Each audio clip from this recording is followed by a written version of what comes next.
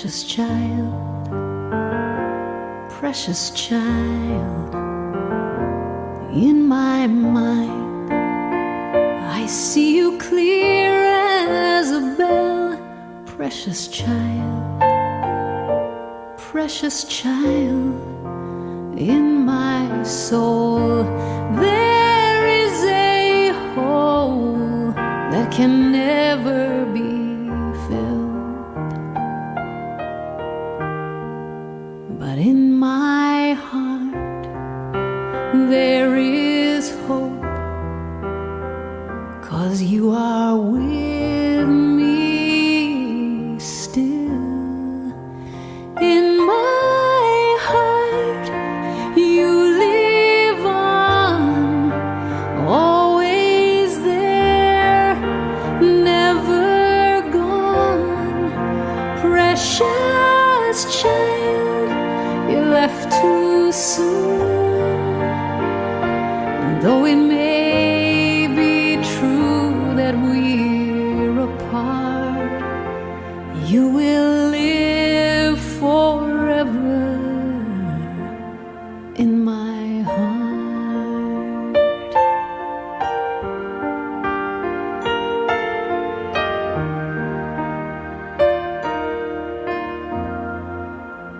In my plans, I was the first to leave, precious child, precious child.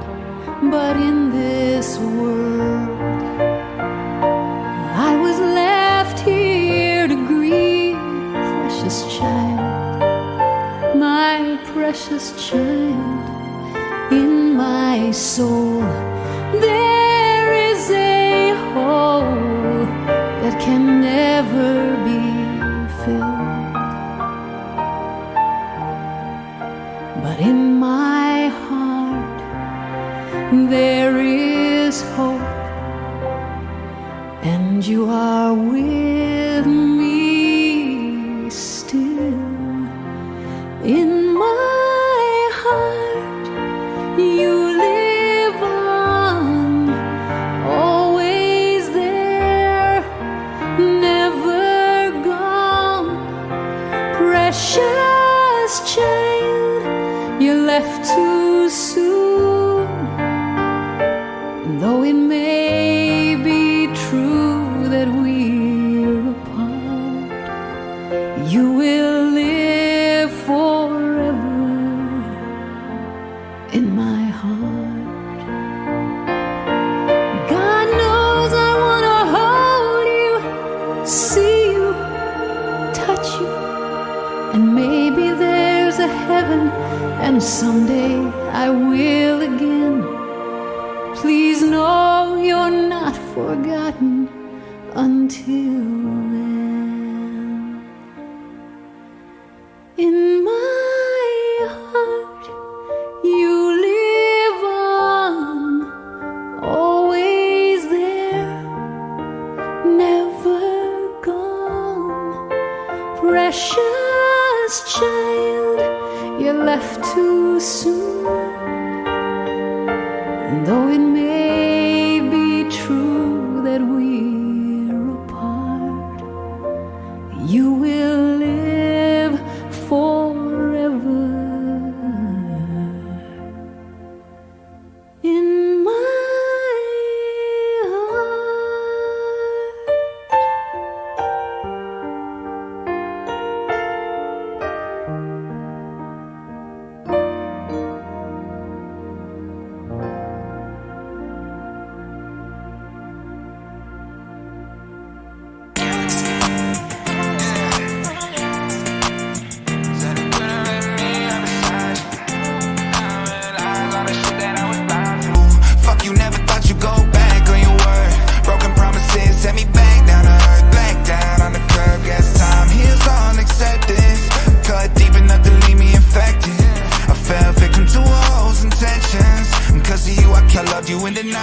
Shouldn't have let receipts, now I got you on fire. Shit might get released when you walk down the aisle. Expose who you are beneath that fake ass smile. A couple songs about you when I told the truth through and through. Never name drop, you guilty if you assume it's you. From laying under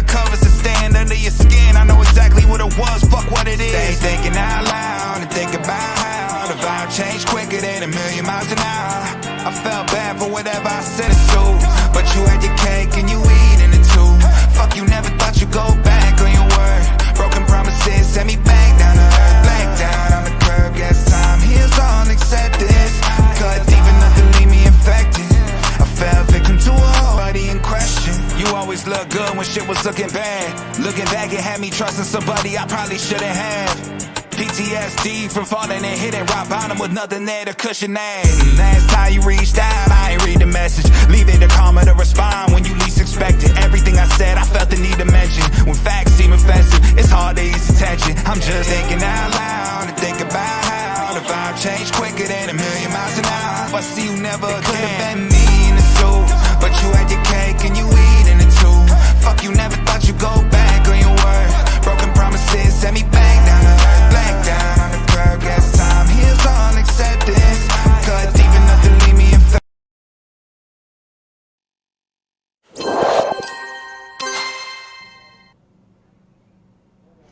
Hey. Alright, so chat is not working. Come on, chat. Kick in. There it is. You like my intro? I worked on it yesterday. Thank you. That's what I was working on last night. And I was like, I gotta get a real intro. I need a new intro. It's been forever. So, yes, we are back on Streamlabs for now. Why does chat stop working? Come on, chat. Kick in. It was working, then it stopped. Come on, chat. Why'd you stop? Hopefully that'll kick it in. I sound far away. I'm literally right next to my microphone. Do I still sound far away? Super chat song should be there, so you guys know. But yeah, I'm literally right next to my mic. Do I sound far away? I do sound far away? Hold on, let me hear myself.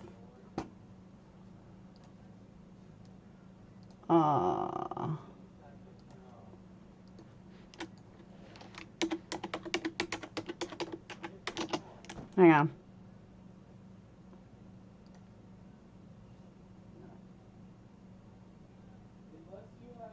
I'm not so sweet.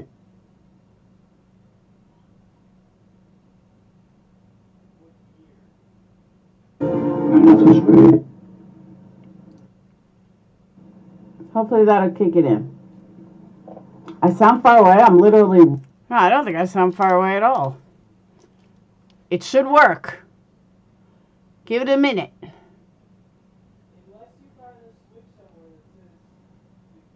Give it another minute. It should work. Come on, it's supposed to work. The fuck was that? Ah! Alright, it's not working. I have to fix it. It just gave me that little beep. Man. That means I gotta reset it. I don't know if I had to reset it. Shit. Alright, so how you guys doing today? So let me say hi to everyone. What's up, members, Patreon, subs? I, unlike others, know what mods I have here. So welcome my amazing mods. And welcome Scorpio and Janice and Charlie and Jason and McKenna. Tony, I heard you send me an email. I have not even checked email, so I apologize if I did not get to it, but I have not checked emails today. I'll tell you guys what happened last night at like 5 o'clock in the morning. Some fucking asshole. There it is. I tell them, but they do it every time. I tell them there's a problem, but they acting like it's fine. I'm begging them to stop, but they leave me with a like. It's a little delayed, but we got it. Just this tad bit delayed. So someone tried to fucking hack my account. And they try to hack Kick. They try to hack a lot of things. And kept signing me up. I have a feeling I know who it is. I contacted Kick. I told them if anybody tries to get any information from me, my account is fine. I have a feeling I know who did it. I know what username they had that did it because someone specifically asked me for my email. So from now on, nobody's getting my email. They can fucking hit me up on Twitter. So yeah, I have a feeling I know who was though. I just call it a gut feeling. Hang on one second. What's up? What up? What up? I need to talk to you later when I'm off. I'm working. Am Bye. I in trouble? I'm online. I'm Am I in live. trouble? No. Yeah, it's only one nut job that I think it could be. So I can't even comment on Molly's. Why would you be blocked? Yeah, I have a gut feeling who it is. By the way, the account that did it, like the YouTube account that asked me for my email, said thank you or hit a like 30 minutes before it all started. And that's why I know it was that account. So I deleted them, reported them, but like, what the fuck? Do you have nothing else better to do? Trust me, my fucking passwords are rock solid. You're not getting them. I promise you. But, like, what the hell? So, yeah. The account, by the way, if you see it, is GAGI, Gagagi or something. It was just started like 2 days ago. From now on, I should just check. But it was pretty fucking dumb. So, all right. So I wanted to talk about this case yesterday and the day before. And I was so busy. And then yesterday I did, 4 hours with Tiffany. I can't seem to get over this case. This case is eating at me and I don't know why.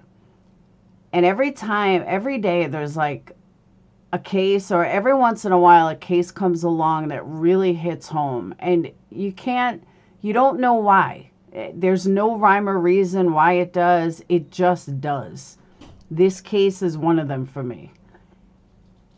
I have tried going through every possible scenario of a why, and I can't find one. But before we get into this case, because there's a lot to discuss on it and a lot of video, I just want to address something that I've heard all day today, and I just need to, I didn't get a chance to double check, but I just want to double check something because I know that I'm 99.999% right, but I do have to double check, so hold on. But this whole lawsuit with Butthead and WeakBee, hold on. There's something I heard this morning that just made no sense to me. Hold on.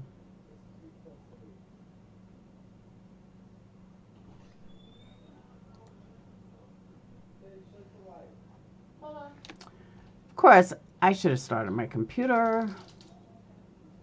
All right.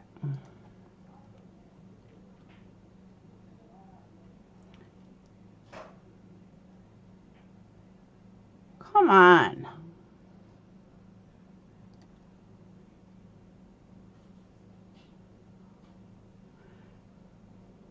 Nope, wrong video.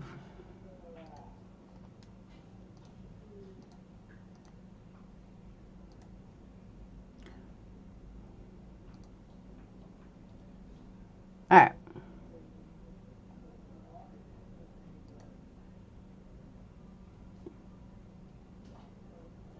So I need to confirm that I am not fucking crazy. I know what I heard. I know what I read. And I just need to triple check.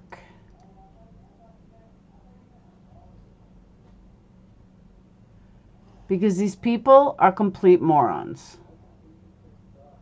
I don't know who's dumber between all of them.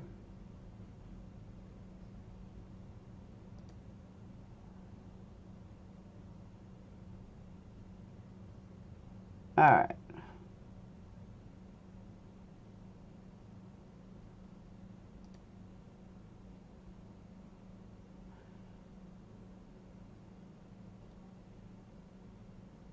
Okay.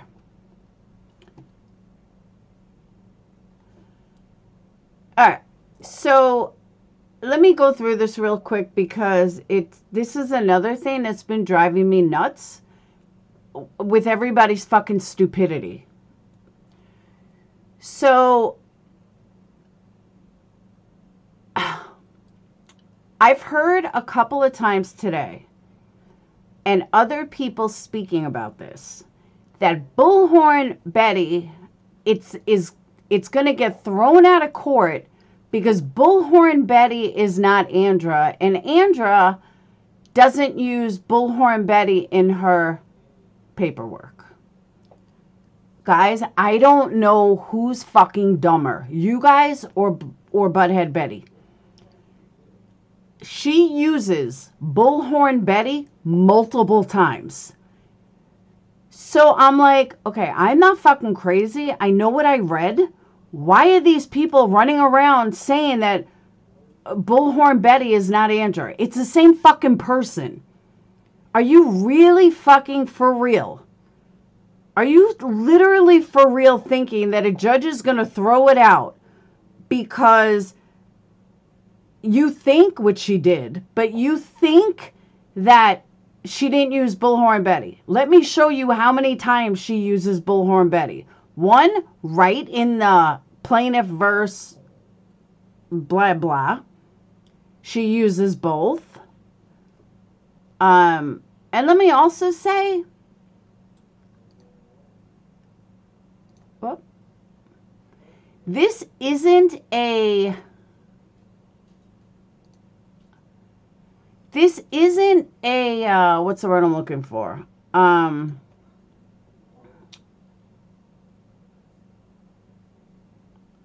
my God, I forgot what I was going to say. But, all right.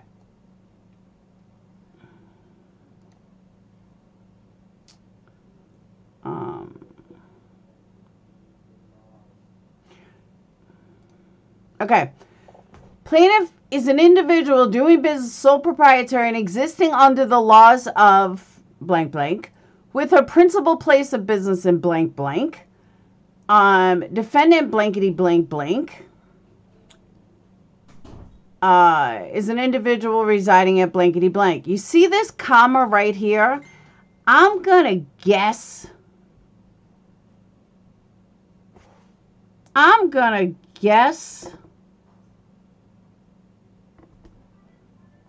Hold on.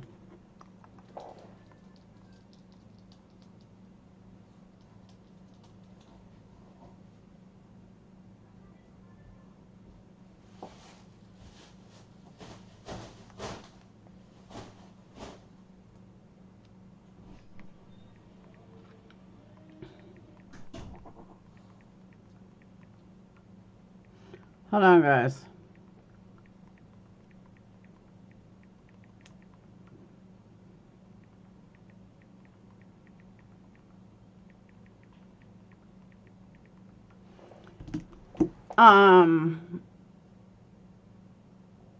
I'm gonna guess that in this parenthesis, all right, we all know her name.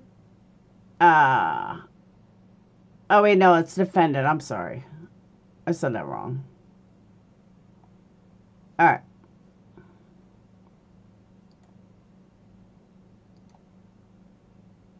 Okay.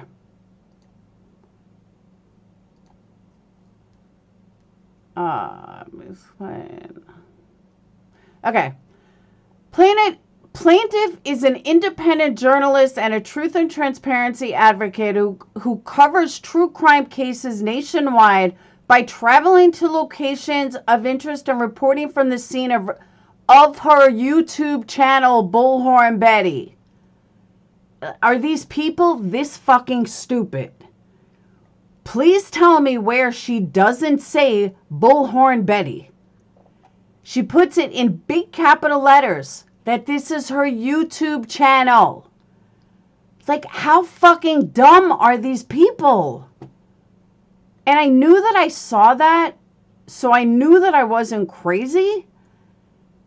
I'm like, okay, guys, maybe I'm missing something. Maybe this is fake papers. I don't know. But right here, she's addressing herself as Bullhorn Betty and her YouTube channel.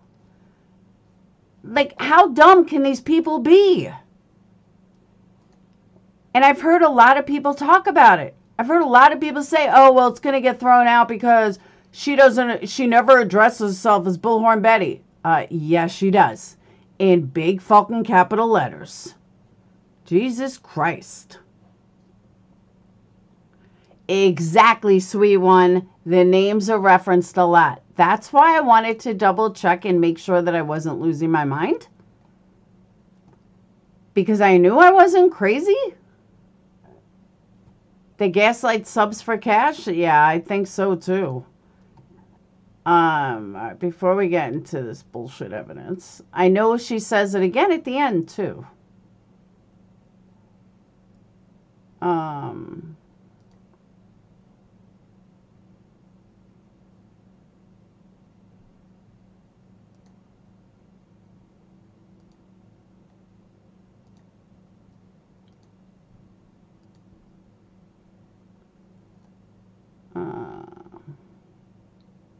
This was an assault to force plaintiff off YouTube. Okay. So let me dumb it down for the idiots that have no clue what the hell they're talking about. I'm going to dumb this down for you. Earlier, okay, lean in, dum-dums. Earlier, Betty said her YouTube channel by the name of Bullhorn Betty. Okay? So once again, the plaintiff is the plaintiff owns a YouTube channel named Bullhorn Betty. Okay? So when she says later on, this is an assault in an effort to force plaintiff. Now remember, a little while ago I said the plaintiff was Bullhorn Betty and it was her YouTube channel. So this is an assault in an effort to force plaintiff off YouTube, her channel. So defendants can capitalize on the YouTube platform only with her select group of friends at the rest of the community's expense. This conduct is extreme and outrageous, and I agree with that. But just so you guys really understand, not you guys, I know you guys are smart, but for the idiots over there, again, I'll say it slow and then I'm going to move on. This is an assault in an effort to force plaintiff. Now, once again, the plaintiff is Bullhorn Betty, who's also Andrew Griffin. If Bullhorn Betty has an LLC, then guess what? She still has a legal name on those documents as Andrew Griffin. Guys, this is not rocket science. You don't have to be a genius to know this. And I am sickened by the amount of people that had no fucking clue what they were talking about today. No clue. Mind blown. At how many times, periodically today, I heard from different places, well, it's going to get thrown out because Betty never used her name. Please read the document because Betty used her name multiple times as Bullhorn Betty. Yeah, DBA doing business as. But like I said, I heard this from a couple of different places today. I did not even listen to dum-dums over there. I did listen to a clip that I heard that was actually kind of funny. But yeah, I was like, wow, talk about clueless. But then again, what do I expect from somebody who doesn't even know if she has mods in her room? I mean, you can't expect anyone to care if they never even look at their chat. If they never look at their chat, I'm sure they never bothered to look at the paperwork.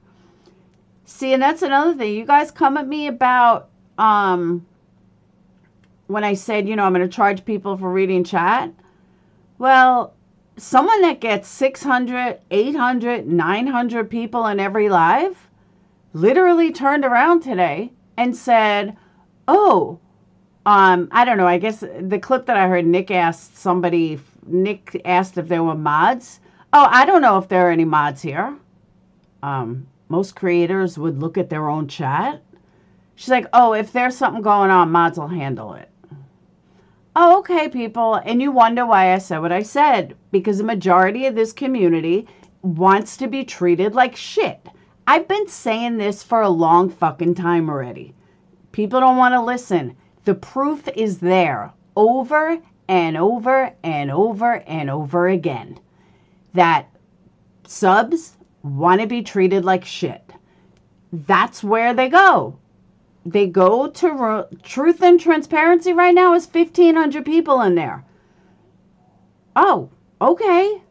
I give up on this community. I'm telling you, I really do. I fucking give up. It's just mind-blowing. Absolutely fucking mind-blowing. So, okay. That's what I want to say about this. I want to prove that, I fucking wasn't crazy. Alright. Hey, Johnny.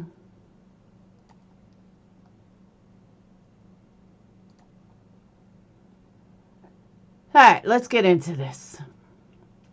And exactly, Tony.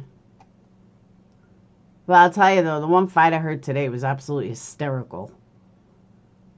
See, Debbie? But I'm saying the majority of people, they just want to be treated like shit.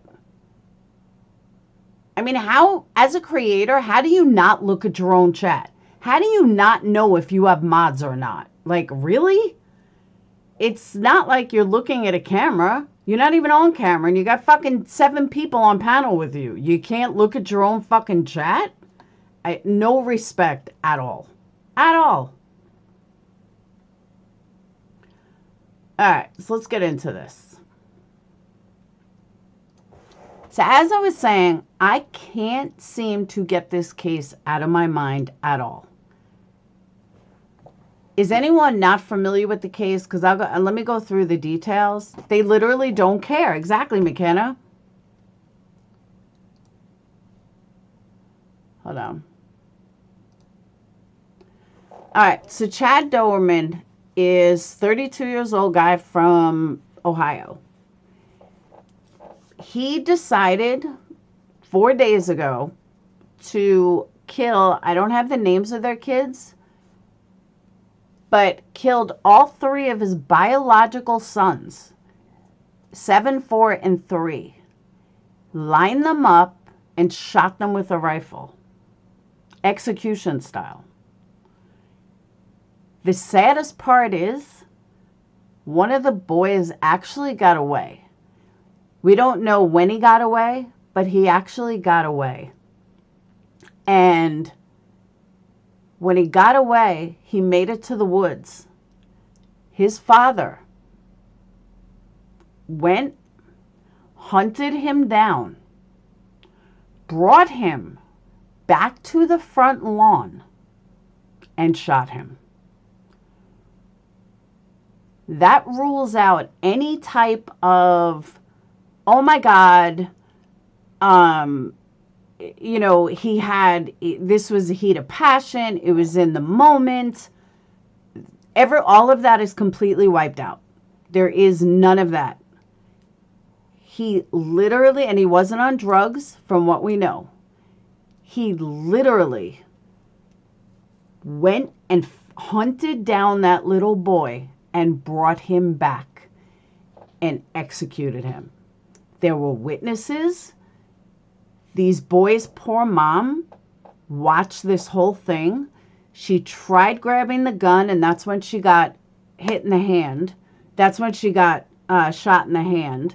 And then he went and executed all 3 boys. It was in Ohio. Neighbors say that he was very, very nasty, that he was abusive. It all happened in the middle of the afternoon. It was on Thursday at 4:15. A woman called 911 screaming that her kids had been shot. Oh, it happened in Claremont County.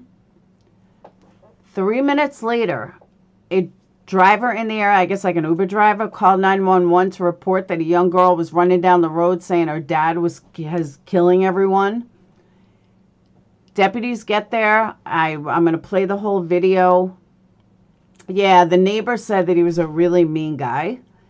Deputies, it happened at 1900 block of Laura Lindale Road, Monroe Township. He was just sitting there, 32 years old. Now, mind you, his boys are dead on the grass. All three of them are laying in the front lawn, dead. And he's just sitting on the stoops next to them, right? He has a rifle next to them. Sitting on the stoop, waiting for the cops to show up. They attempted CPR on the kids, and all three died at the scene. And the kids were so cute.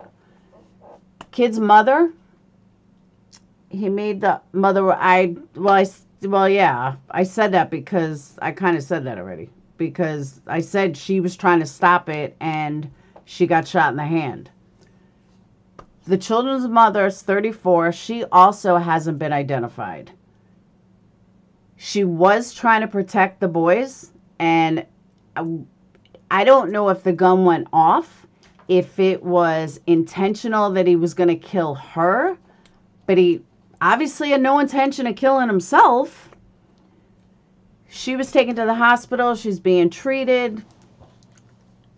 Deputies had to meet with her in the hospital to tell her that her child is gone, that all three of her kids are gone.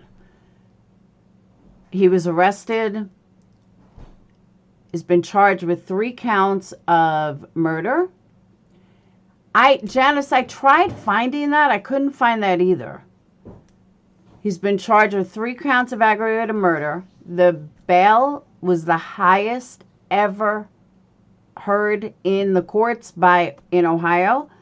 I honestly think I heard today that it was the highest that it's ever been in any state court on $20 million. To be honest, I don't know anyone that would bail him out even if it was $5. But yeah, they made it $20 million. What you found out today is that this wasn't a random act. This wasn't a, what's it called? A crime of passion, like I said in the beginning. He planned this for months. Months. How they know that? The only thing that I can think of is that he told them that. Unless he had a manifesto somewhere, I don't know. But according to the DA, he has planned this. This did not happen on a whim.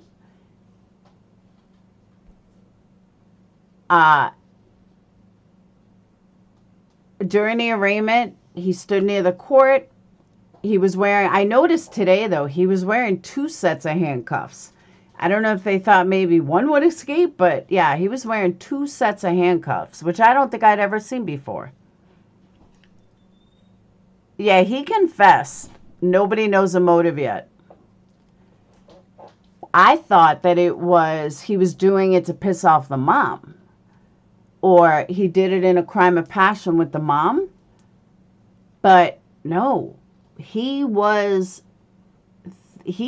premeditated this. How do you premeditate your 3 sons? You can't tell me all 3 of them are horrible kids. All 3 sons. What would possess you to kill all 3 kids? I can't grasp it. I just can't. Despite the arraignment, Doerman stood near the court. There's been a full admission in the case, and authorities are still investigating. But in the evil horror of what we know is impossible to process, he said, in an act of just incomprehensible cruelty, the father lined up all 3 boys and executed them in their own home with a rifle. It's insane.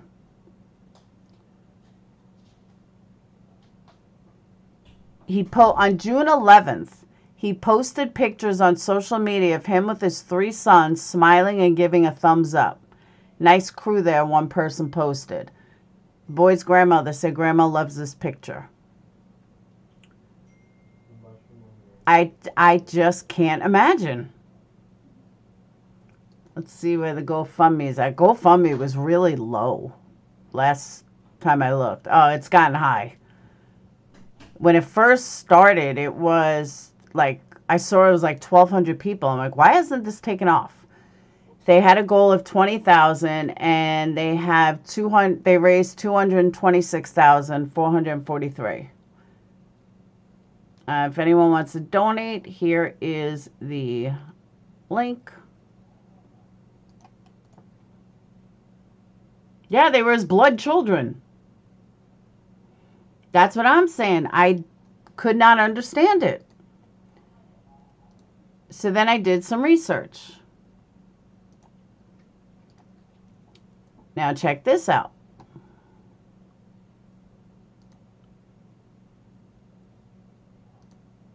Okay.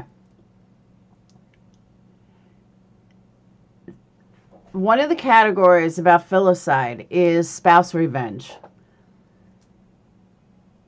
which is parents who kill their offspring in a deliberate attempt to make their spouses suffer.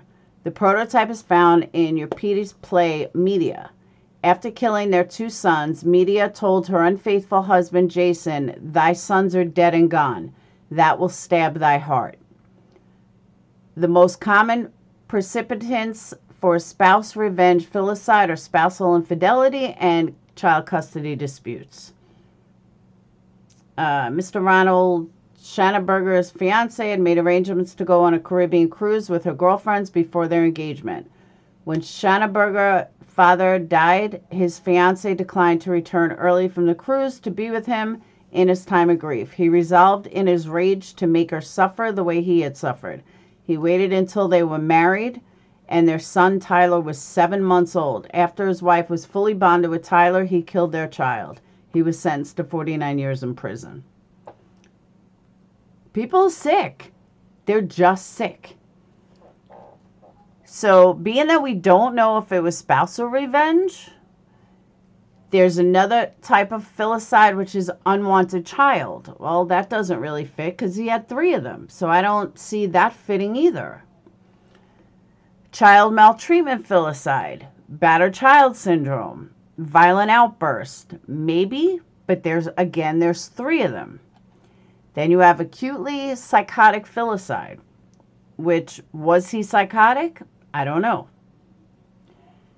But here's what's interesting, though. Where is it? Okay.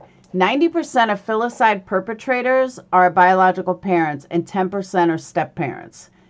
Step-parents are far more likely to kill children than biological parents. In the child maltreatment homicides, fatal child abuse in step-parents is up to 100 times higher than the biological parent. Think about that for a second.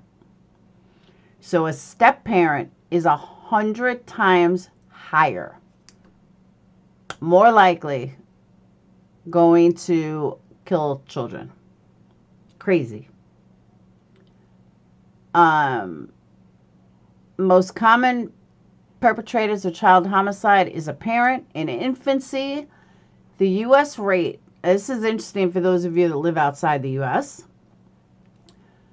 the most common perpetrator of child homicide is a parent. In infancy, the U.S. rate of homicide is 8 out of 100,000, several times higher than Canada, which is 2.9 per 100,000.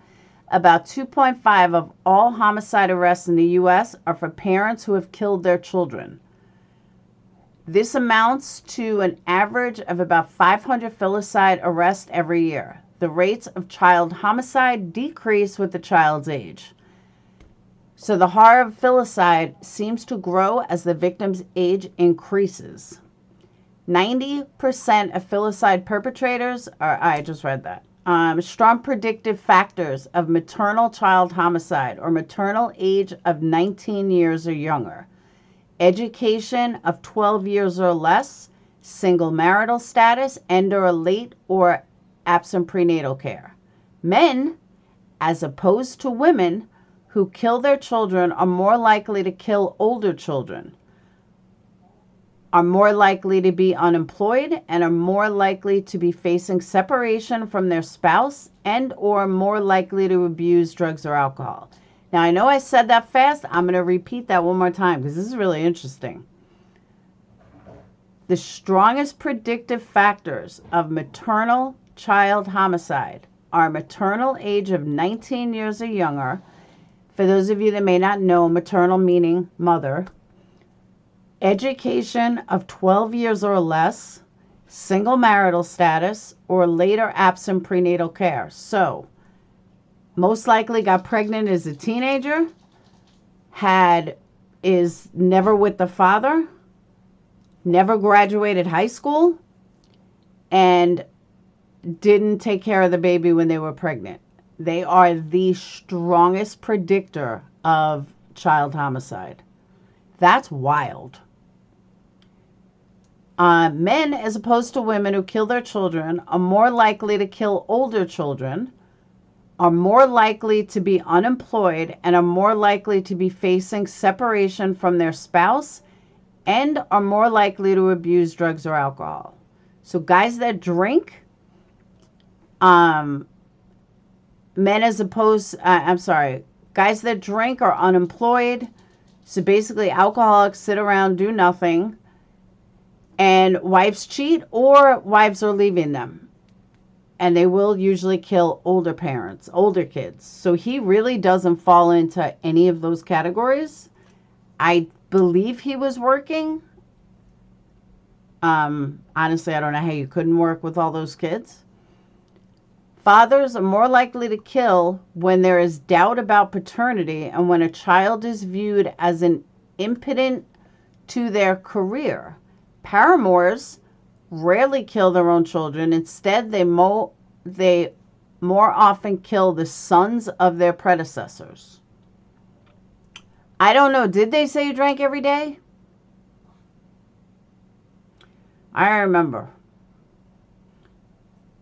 In other words, try. Yeah, but I really thought the mother one was pretty wild. That's a pretty heavy. Those are some good factors. You know what I mean? So let's see what this guy is really like. Hang on.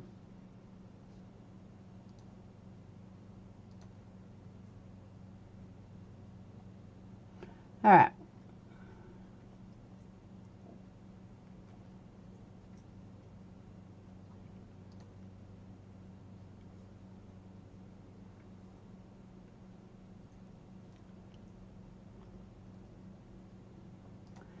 All right, this is the full body cam footage. Fair warning, this was after the children's death. And does this look like a father who just killed all 3 of his kids and shot his wife?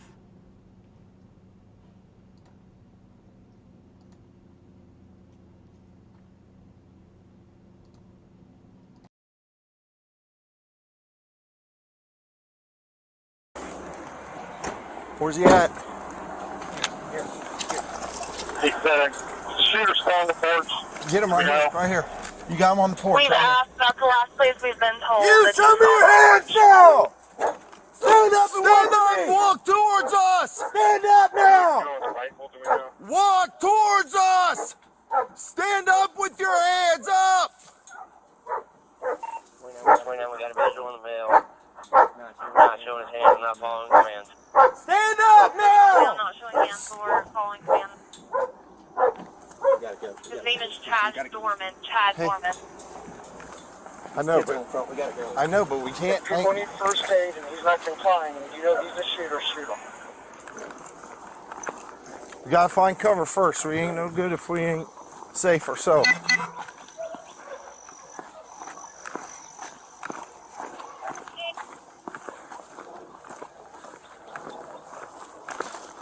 Hey, no. We need to come from this side where we can see them. Don't take cover behind her. We see them. We're going to approach from this side. We got cover.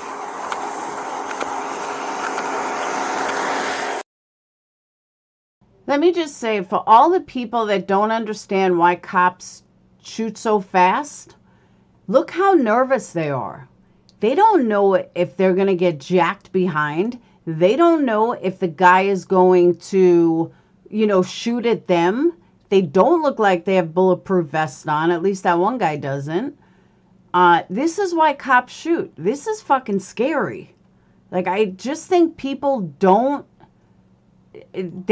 give cops enough credit. They always think the after effect, like, oh, well, they shouldn't have done this. They shouldn't have done that. You're not in that position. You're not faced with it. But you can tell these cops are fucking nervous. Rightfully so.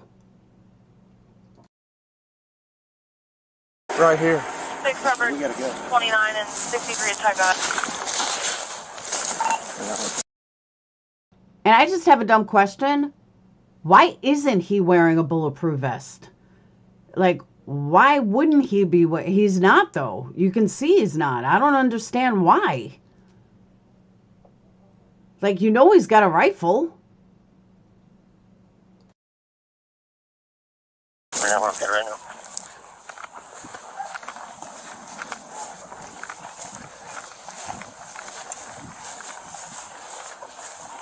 Show us your hands now! Stand up! Stand up! Stand up! Stand up now! Stand up! Stand the up! EMS, the stage, and air carrier is going to go ahead and fly whenever any units can advise. Get your hands out here. Tell them we're 21. It's in the air. Those guys can confirm that there's people that need first aid, and that's the shooter who's not complying. They need to take care of the I got it. victims. They have to shoot him and shoot him. Man, I ain't trying to hurt nobody. I'm completely sober. Never did drugs a day 63, in my we're life. 21. Get the EMS over here. Well, I did drugs when I was little, but I don't do. Let me just say, they're covering this, which means that he sat there, never even trying to fucking help these boys, his own flesh and blood. He never even tried to help them. He sat there and watched them fucking die until the cops got there. Because it's the only reason they would block this off, is if that's where the bodies were. This guy makes me fucking sick. I'm sober. I'm not trying to fight you. 63. Get your butt inside. Gatlin, get your butt inside. We on primary? Now. 29, we got 3 kids down. 3 kids down, 16 feet up. Gatlin. 63, we're 21. Knock Have it off. EMS respond over here. You're clear, they're being advised. Robert 34, just start a mass casualty response. 63, do you want them to respond to the Laurel Lindale address? Where exactly do you need them? We're right in the front yard.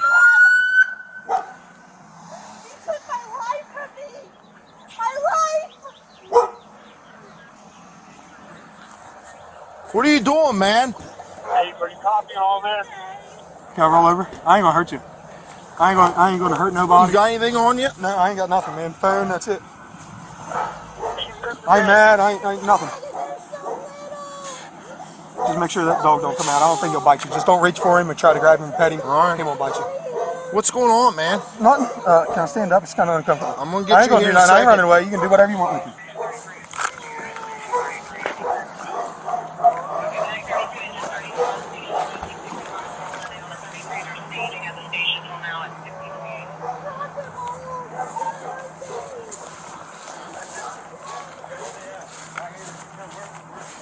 Here.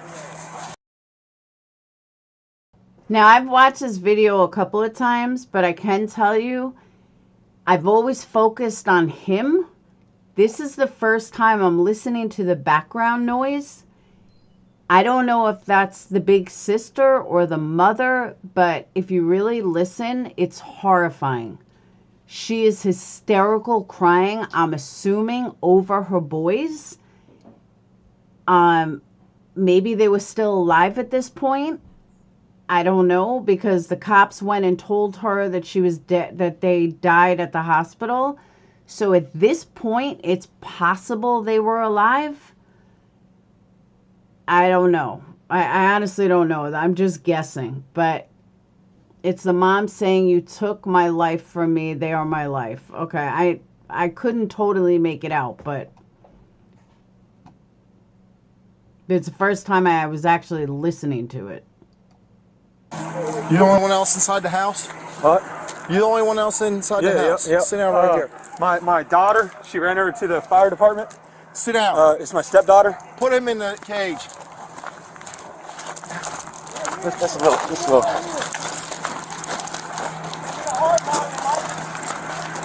What else do you need?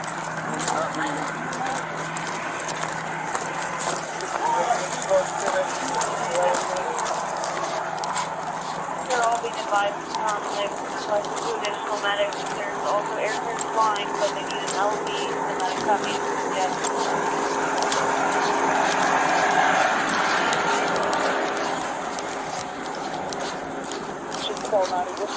Can you get the wallet out of my back pocket? Shut up, dude. 21. You had the right to remain silent and use it. Yes, sir. Take the call, I'm on the mouse right now.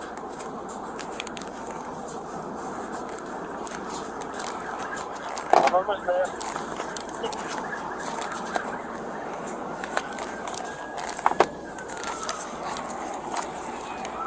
Yeah, 9 is where Chief and Captain's away.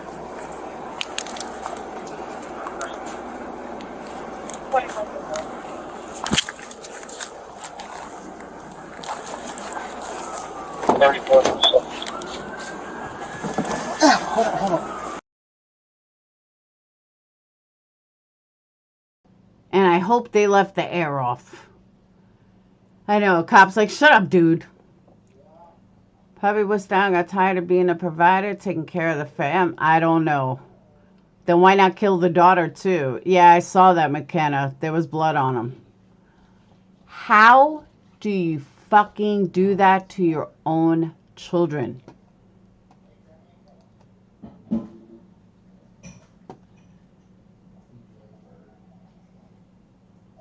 No, that's not the one I wanted to see. Hold on.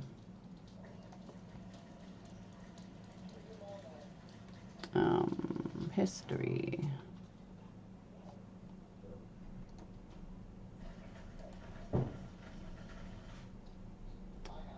All right.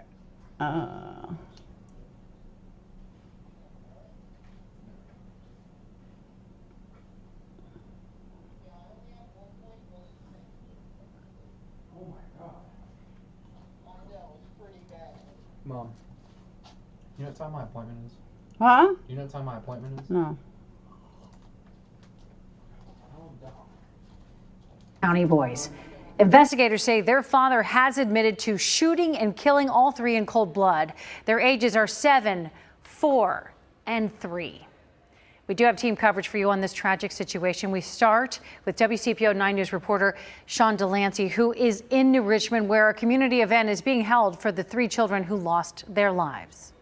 Sean? Yeah, Tanya, Pastor Robert Wooten just opened the doors here at Connection Point Church in New Richmond for anybody and everybody impacted by this unspeakable tragedy. He says when 3 little boys are senselessly gunned down, people need to be there for one another. Pastor Wooten says that this is a very loose event. There's no real plan or agenda to go by. It's just an open space for people to be together, talk through their grief, pray, whatever you need to help process what few can grapple with, the death of children. His team is right here, right now, to help guide that process. Wooten says whether you knew this family or not, if you're hurting, you are welcome here tonight. You know, in a small community, everybody feels the pain, everybody feels the struggle, everybody feels the emotion. And I think the last night before I went to bed, I told my wife, I said, we got to do something. And it just brought me to the point where we can't just sit by idly and just, we have to act and do something. Now, Connection Point Church here in New Richmond along Columbia Street will be open tonight as long as is necessary. So if you feel the need to be around others that can help you out, you are welcome to come on down. In New Richmond, I'm Sean Delancey, WCPO 9 News. All right, Sean, thanks so much. Folks, this is Chad Doerman, the boy's father. He was arrested without incident yesterday. We got body camera video just hours ago showing the moment he was taken into custody. I want you to watch it. Stand up now! Stand up! Stand up!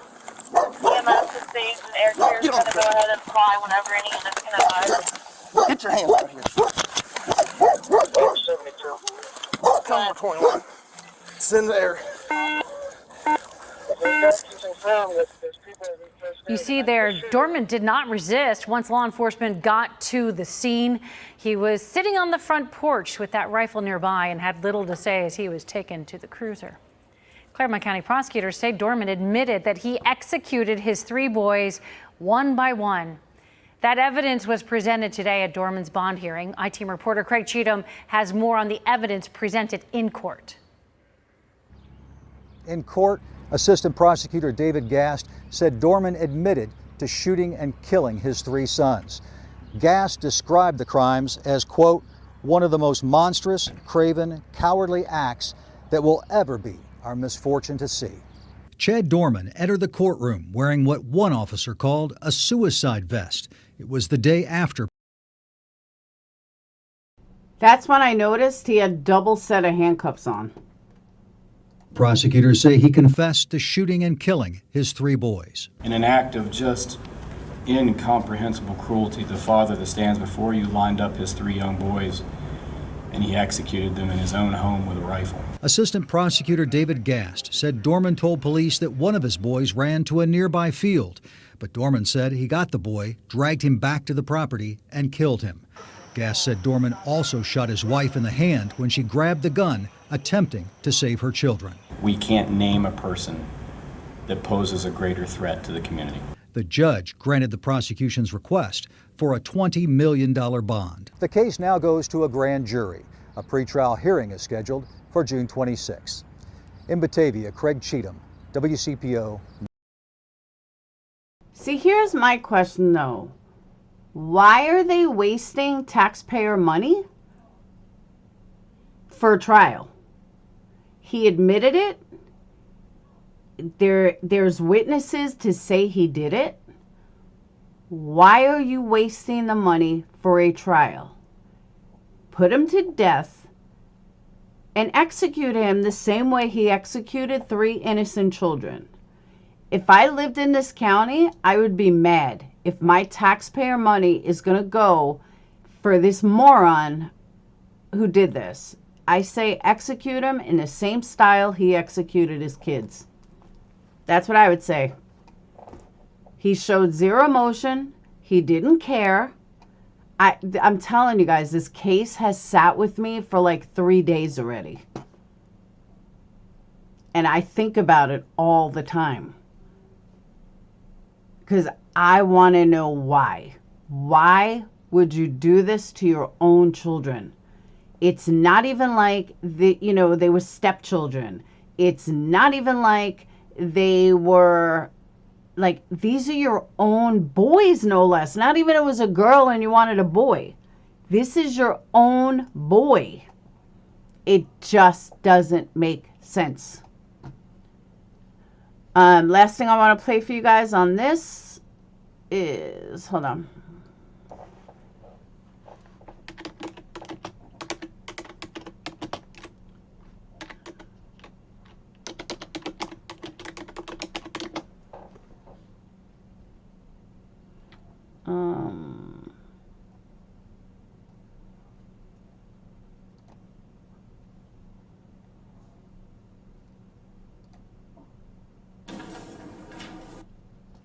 All right.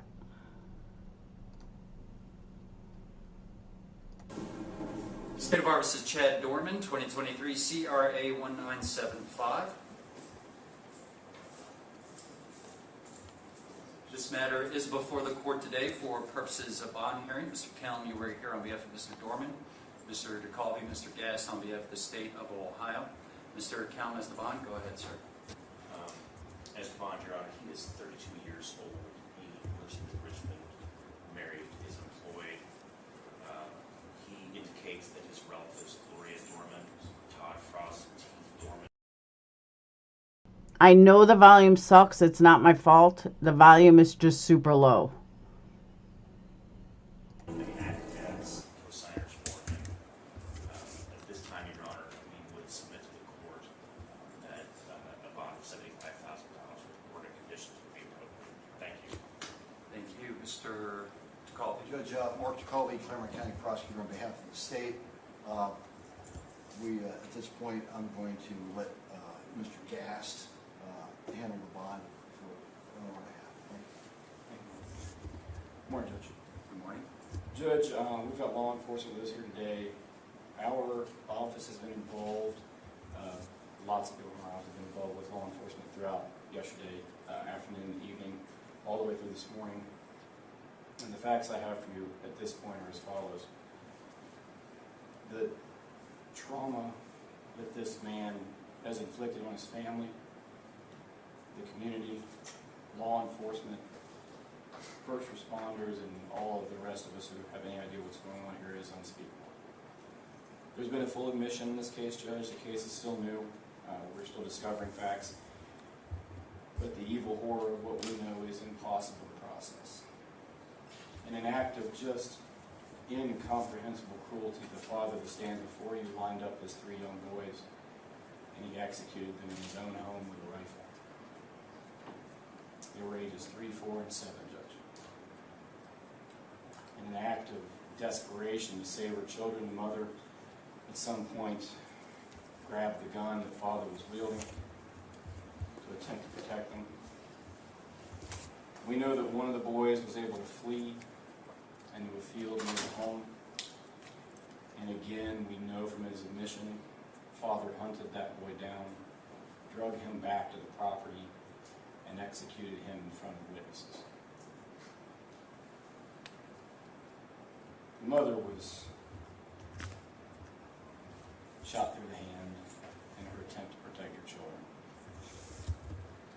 Judge, I asked the court in setting this bond to just begin to imagine their fear. This was the man that every day they woke up looking to for protection, love, guidance in all things. Man they trust more than any other person on earth. A person they rely upon to keep them safe from harm. He was their world, he was their guardian, and he executed them in cold blood. We know that from his admission.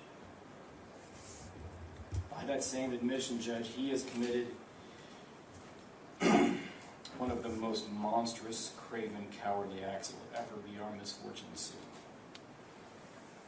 To make things even more disturbing, Judge, this was no haphazard act. Again, by his own admission, he planned the events of this day. This did not happen on a whim. He's confessed to what I believe is the worst crime, at least I hope, that I'll see in my lifetime.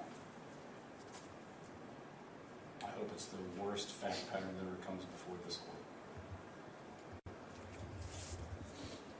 Judge, it's important for the court to know in the bond we're going to request today, for the court to understand Claremont County deputies, Monroe Township Fire and EMS, and other first responders bravely respond to the scene where they don't know what's going on. They did not know what they're facing, and they come into a scene that no one can ever be prepared for. No law enforcement training, no training of any kind prepares you for this. It's easy to forget that these are men and women with families, children, feelings, emotions. They're not some automaton performing a delegated function for people. They were required to give CPR to gunshot children, 3, 4, and 7-year-old children. They held these boys in their arms, knowing there was nothing they could do to save them. How long do those scars last? What day do you wake up from that and you're healed? How do you unsee such an abomination? The bond factors this court needs to consider today are set forth in Criminal Rule 46, nature and circumstance of the crime charged, and specifically whether the defendant used or had access to a weapon, including the seriousness of the offense. It's the most serious offense that we have on the books, Judge. This is it. You can't commit a more serious offense. So the nature of the crime charged is the worst crime that can be charged. Did he have access to a weapon? Yes, obviously he did. The weight of the evidence against the defendant at this point, Judge, we stand here with a full admission of the defendant. That also goes to the confirmation of the defendant's identity, and witnesses on scene did see at least part of what happened. Next, the court is to consider the likelihood this person would return to court if a bond were issued. Again, this is the most heinous crime with the most severe penalty under the law that we presented to the grand jury. That alone would be a major factor in discouraging a person from availing themselves to this court or any other. And the thought to flee and the likelihood of flight is great in the state's opinion.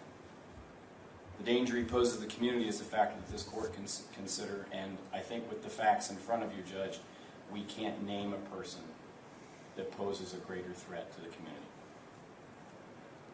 As his prior record goes, Judge, it is fairly minimal. He was charged with domestic violence in 2010. He is not, to my knowledge, on probation community control. Judge, the facts of this case are hopefully like no other we will ever see. When this case gets indicted in the Court of Common Pleas, I am certain that a no bond hearing will be held, and I would hope that would be granted. But at this point, this juncture, we're going to ask this court to issue a bond we've never asked for before. I'm going to ask for a bond of $20 million. I hope I never need to request such a bond again.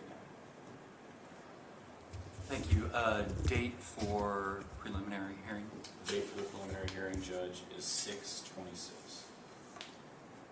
No objection.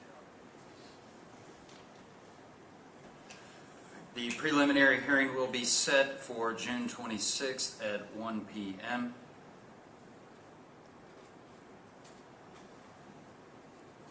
At this point in time, bond's going to be set in the amount of $20 million cash or surety. Anything else at this time, Mr. Gast? No, Judge. Mr. Cal? Mr. Cal, anything further? Nothing at this time. All right, thank you.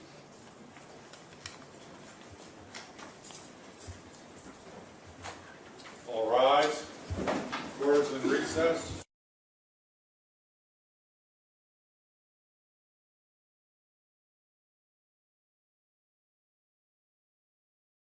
Is that insane or what? Yeah, but even if he had a $5 million bond, who the hell was bailing him out? Nobody was going to bail him out. I don't know. I don't think it was anything important. And as far as military goes, I don't believe so.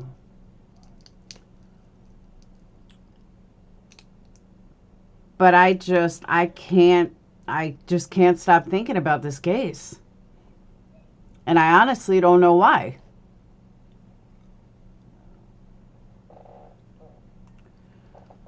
Now, I didn't know that Profiling Evil covered it.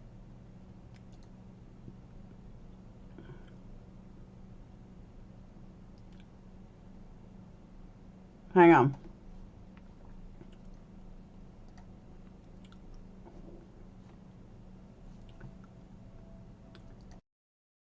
Now, let me say, I am not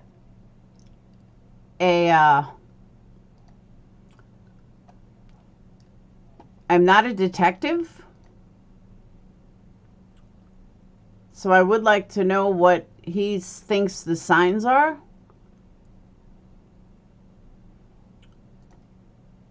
I was so overcome that I had to stop working and sit down under a shady tree while I surfed the internet in pursuit of more information. Once I got... That was me today. Thank you, Huda. It's heartbreaking. I'm wondering if he suffered any antisocial personality disorder. No drugs were involved. There were absolutely no drugs. The guy never did drugs. But exactly how Mike was is how I was. Like, I could not get enough information, and I could not find enough information. And I'm like completely obsessed with it. So that's why I want to hear what Profiling Evil says. Yo, don't hit subscribe. I always try to tell them, but they do it every time. I tell them it's a problem, but they acting like it's fine. I'm begging them to stop, but they leave me with a like. Yeah, never did a drug in his life. Now, one thing I do know in my research, he was an abuser. He abused his wife. He abused his kids. I don't know if he was a physical abuser, but he was a mental abuser, psychological abuser. So this was like the next step kind of thing. But yeah, he was definitely an abuser. Got into that rabbit hole, it led me to releasing a video that now more than 120,000 of you have viewed, and I really appreciate you viewing that. You know the story, but I'm going to repeat a little bit of it as a refresher. Chad Doerman is the alleged killer. According to prosecution, the confessed alleged killer. He's a Monroe Township, Ohio resident, and he calmly admitted to responding police officers that he had planned red flags occurring. Things like domestic violence in the home, physical or perhaps even sexual abuse, spousal abuse. Now, these are based on my experience, and it shows that there are usually early indicators. Okay. This is where I have to argue this.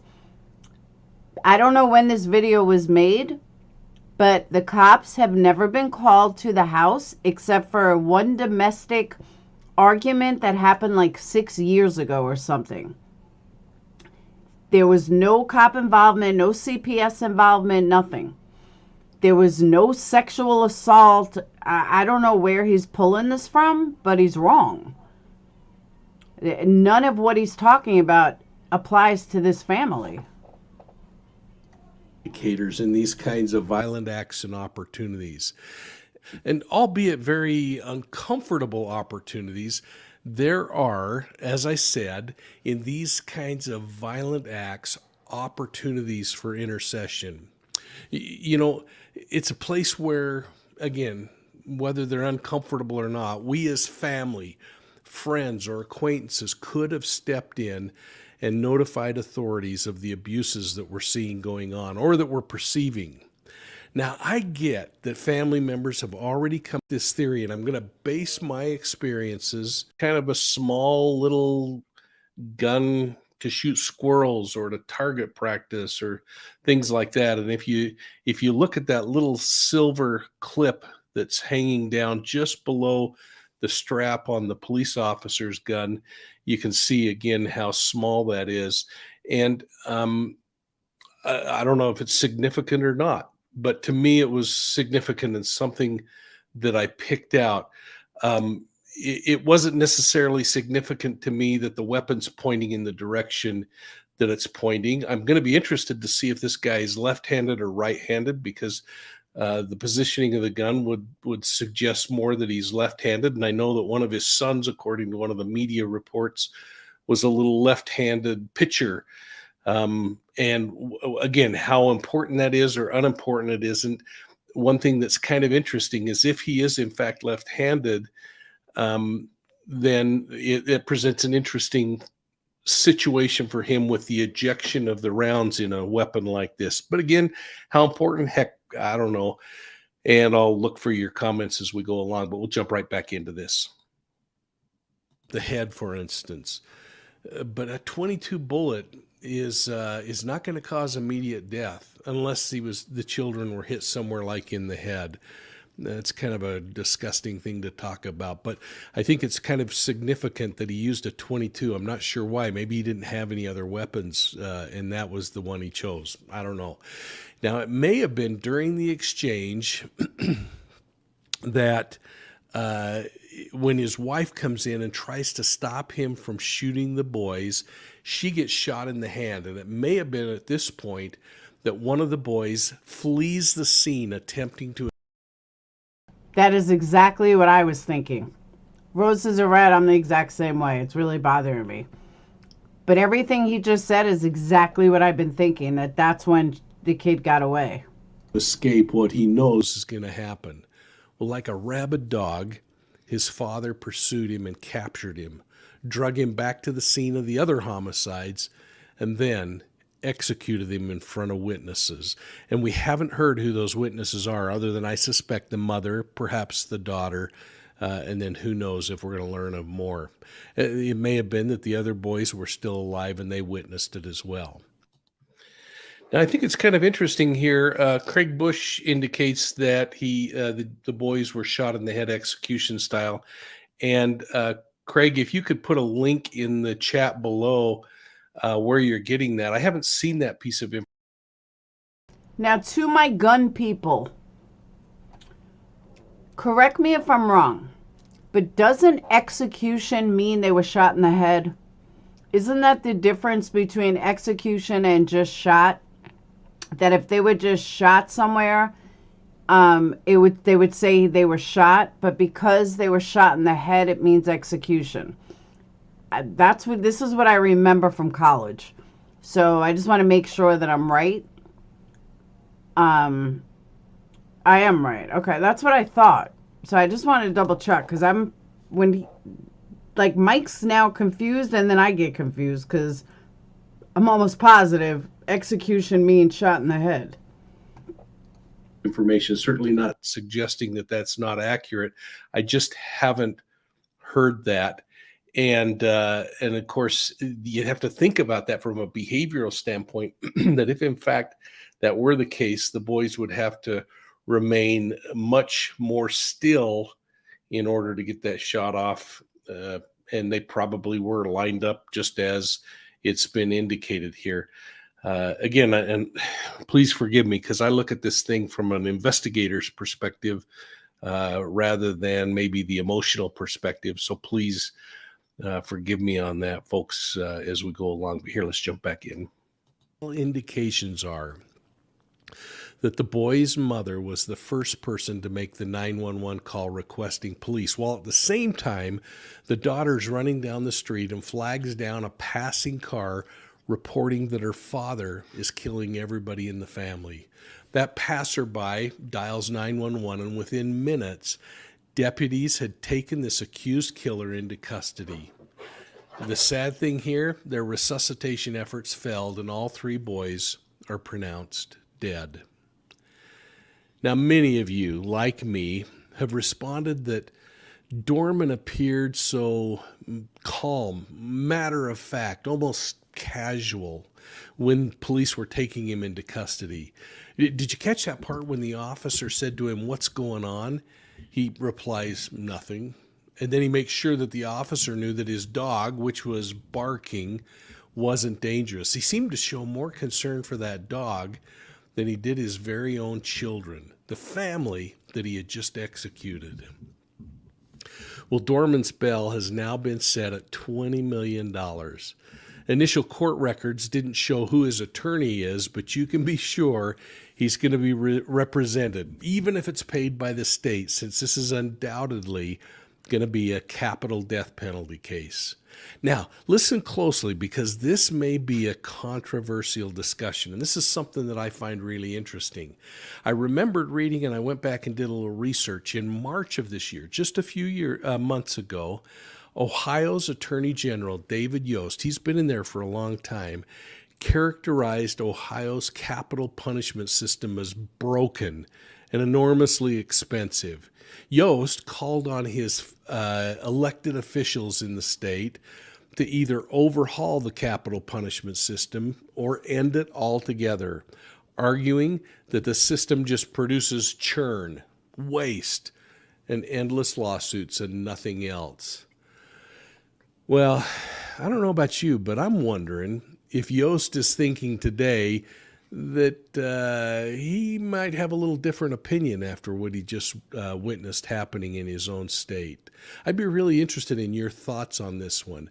And I know that many of you question whether the death penalty has frankly outlived its time. But does a case like this cause you to maybe reflect on that opinion?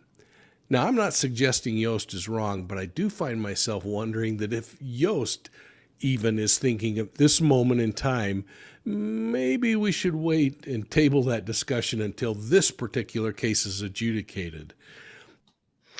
So I want to stop right there. And hey, Ether Bunny, thank you so much for this kind super chat. It really is appreciated. And folks, feel free to donate if you'd like, or go over to our PayPal account or join our channel memberships.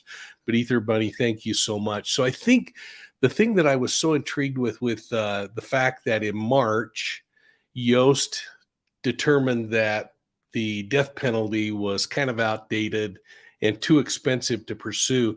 I just want to look in the chat box here for a minute and see what your thoughts are about the death penalty. When you're thinking about Rocky Mountain Woman says death penalty of fathers who murder their children.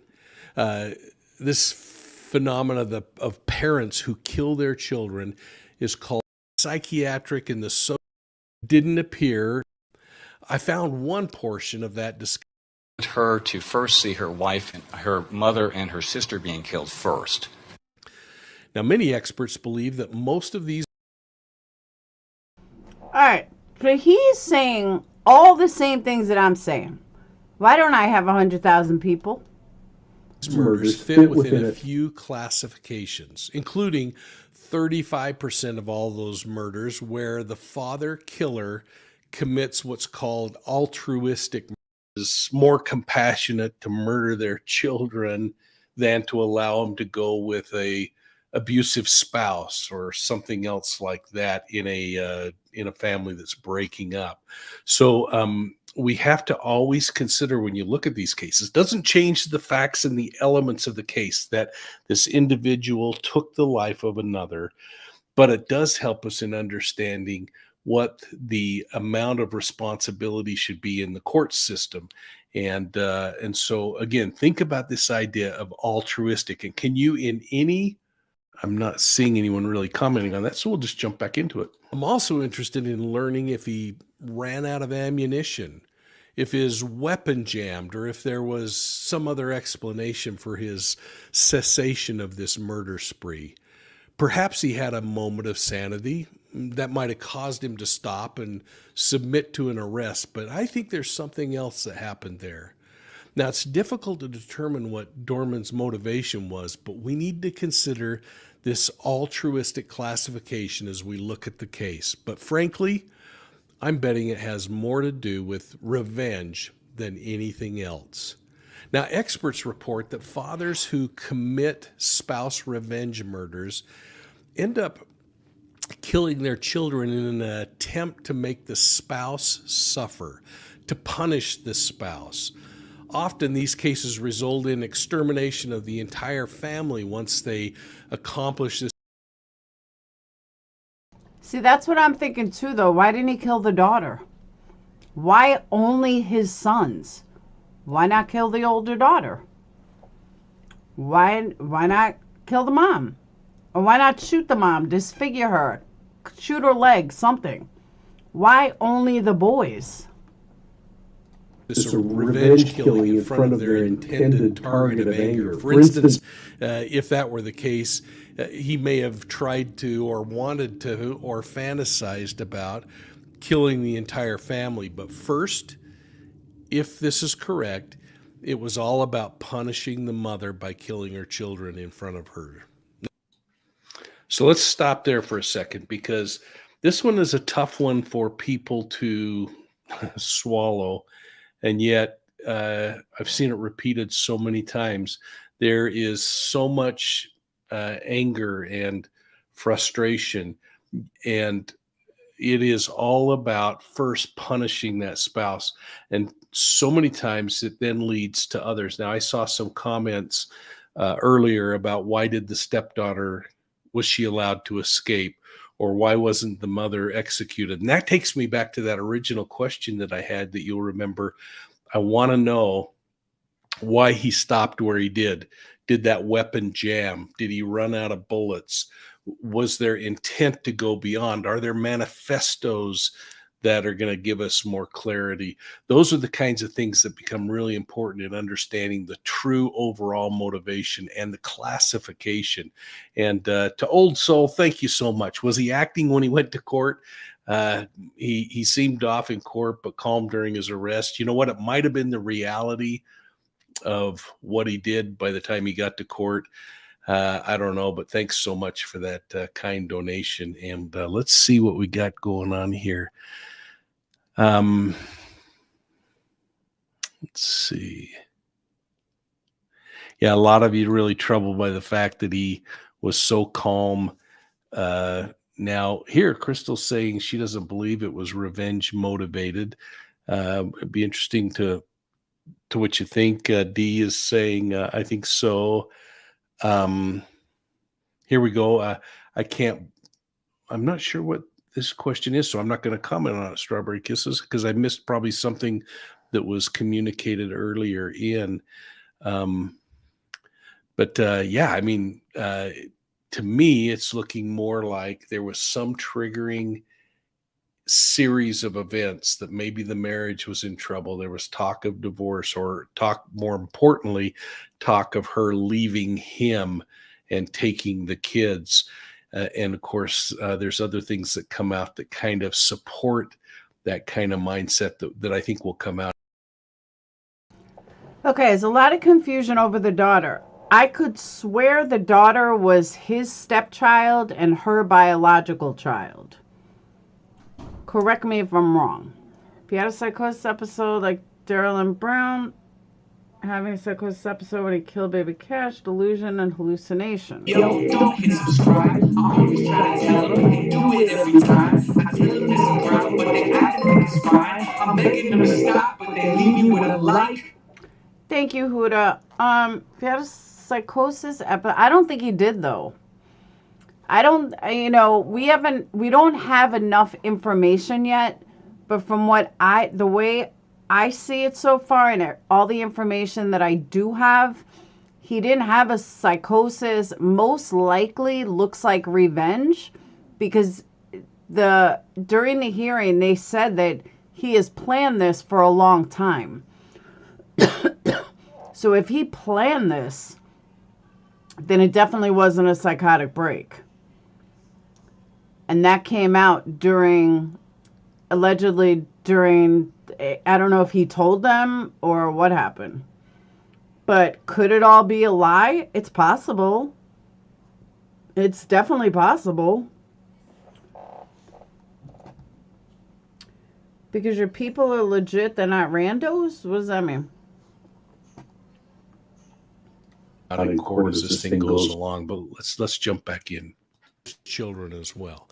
Now, here's something that you might find really interesting, and I certainly did, and that is that according to that study I was referencing, the average age of men who commit paternal filicide is 32 years.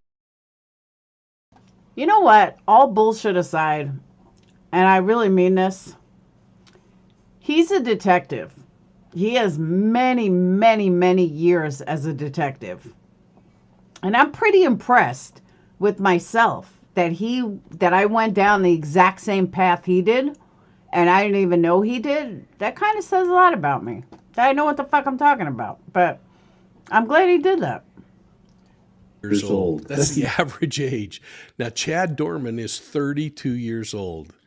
Now, studies suggest that fathers who kill their kids are usually separated or divorced 4.6 years, close to that overall average, indicating that this is a period of time where children in these dysfunctional situations are at greatest risk. Think of the comment of that Claremont County prosecutor, David Gast, who said he was their world. He was their guardian, and he executed them in cold blood.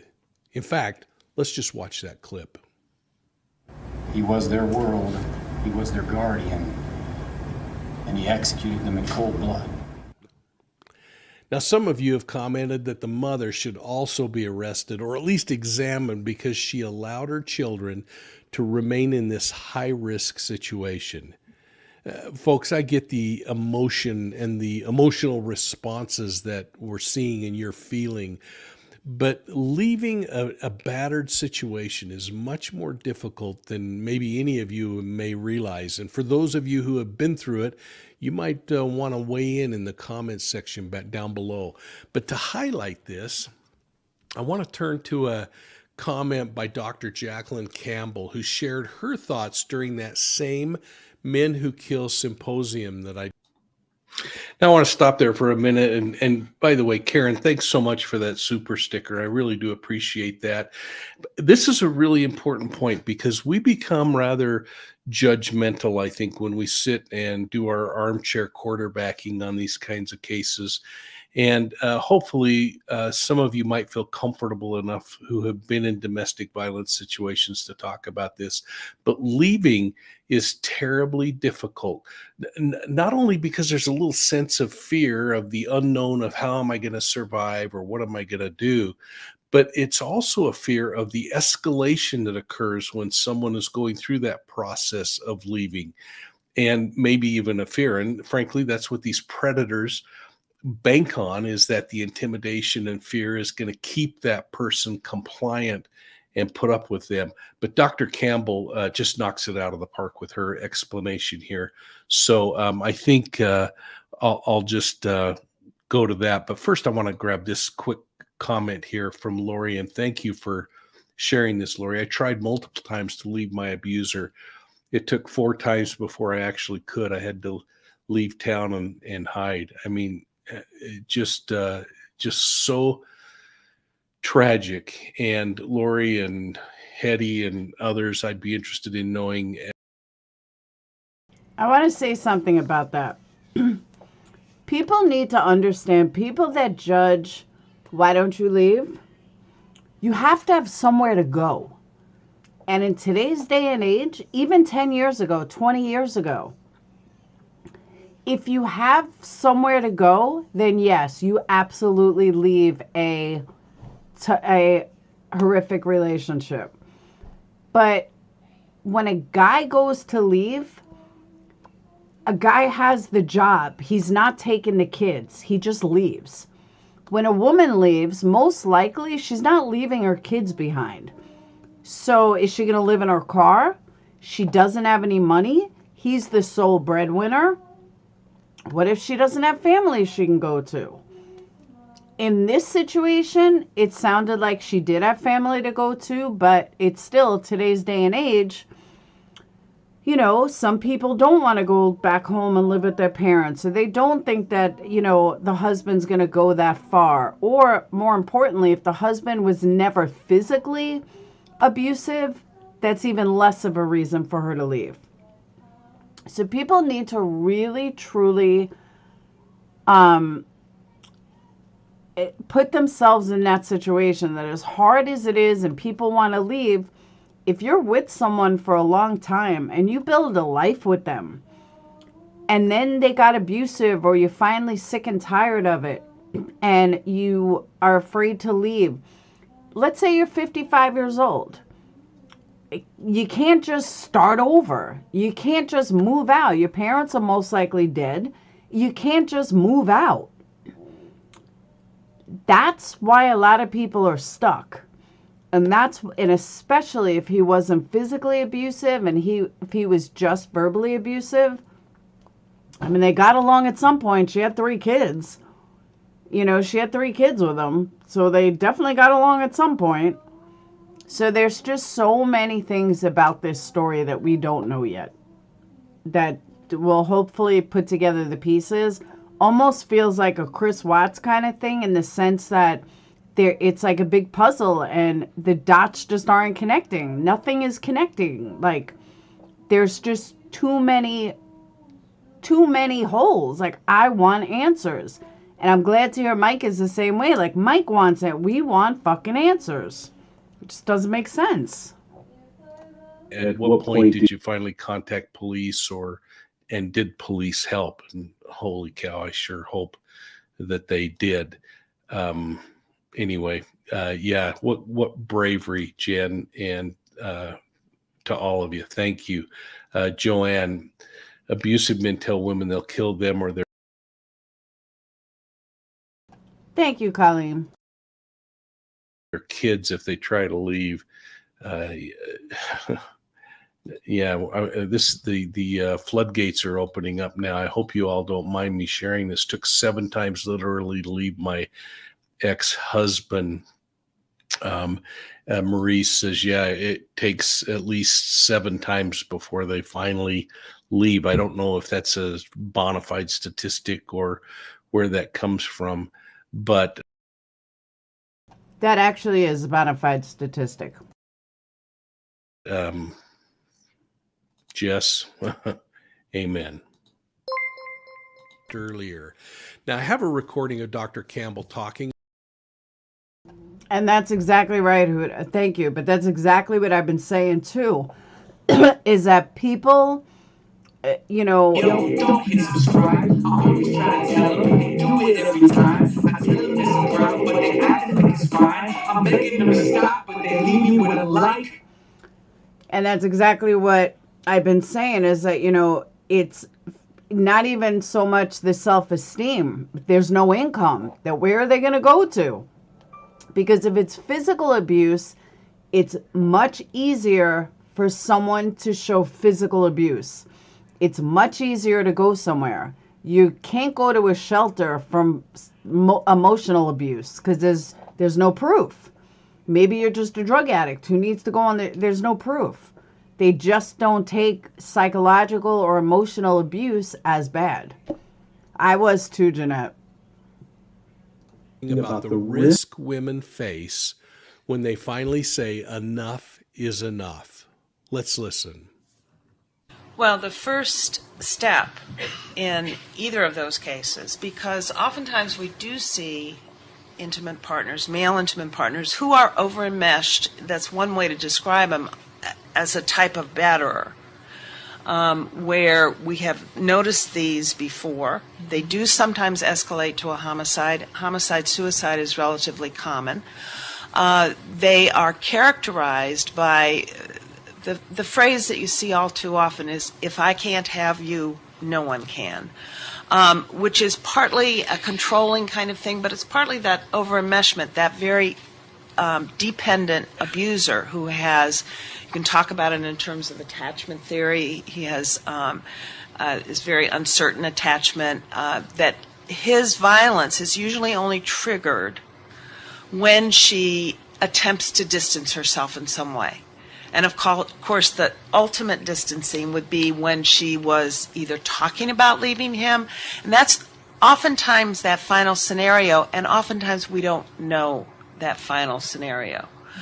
But in some cases where it's an attempted homicide where she lives through it, that's oftentimes what women describe to us is I was talking to him about leaving him because he's been abusive. That was the discussion she had with him, rather than calling the police about the domestic violence or calling the National Domestic Violence Hotline or any kind of shelter services. So I just had a thought. It's a wild thought. Follow it through and hear me out. What if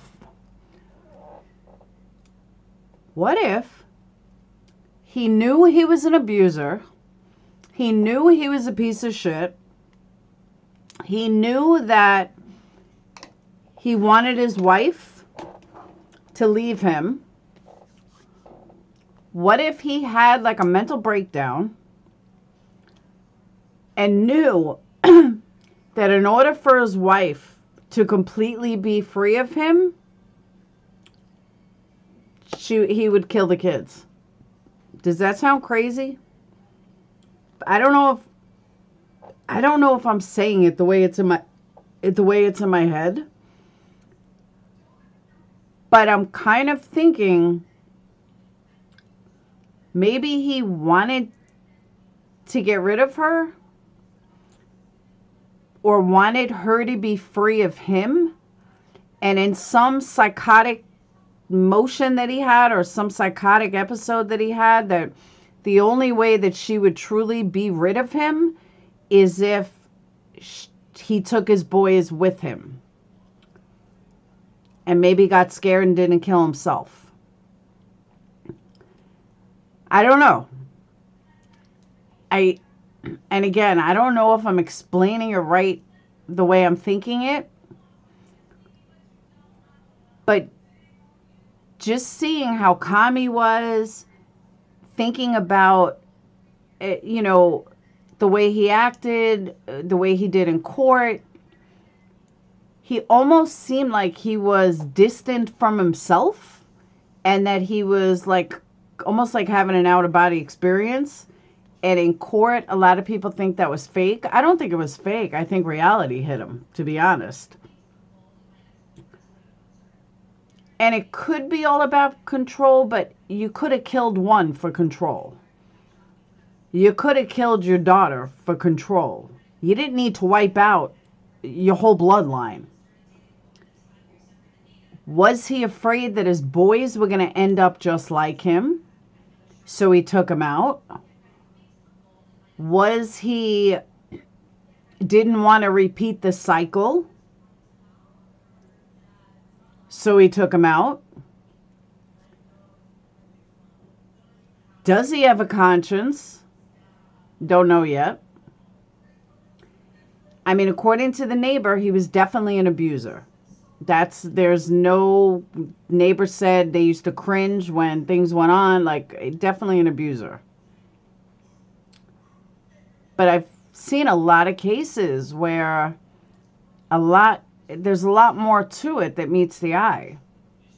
And yeah, it could be a murder-suicide, but not suicide, or, you know, combine all elements together. Maybe he was trying to get control.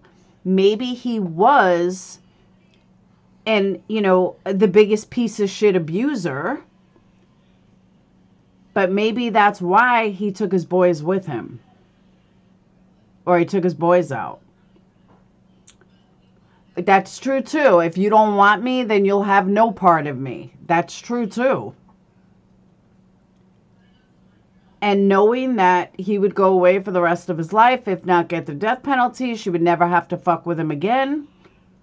But he also left no piece of himself. Thank you, Huda. I think he wanted to hurt his wife, but I believe he chose the 3 boys for a reason. Maybe the boys were overprotective jealousy.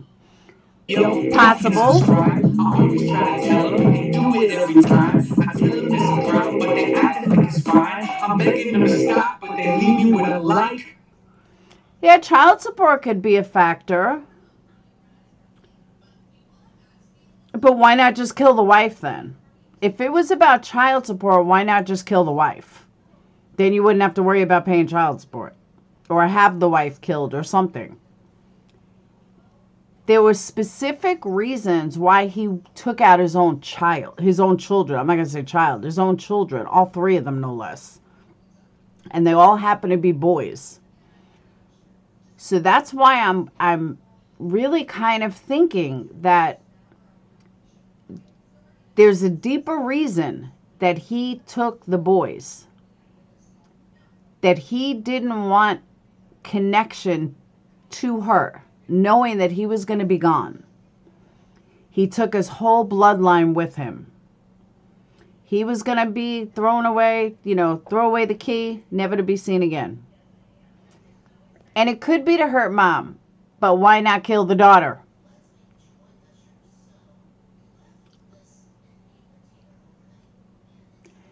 Okay, in my mind, yes, killing a child is the worst thing you could do.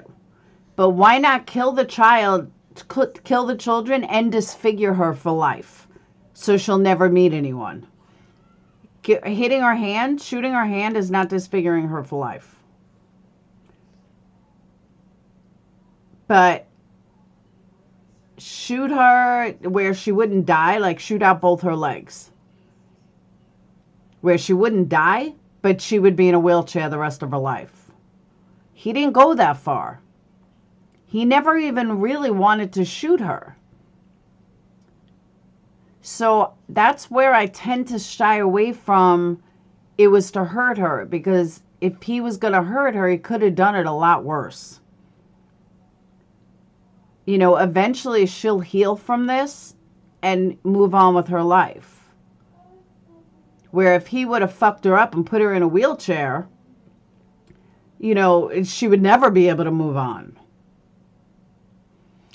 So it seems to me, logically thinking, or thinking outside the box, any way you want to put it,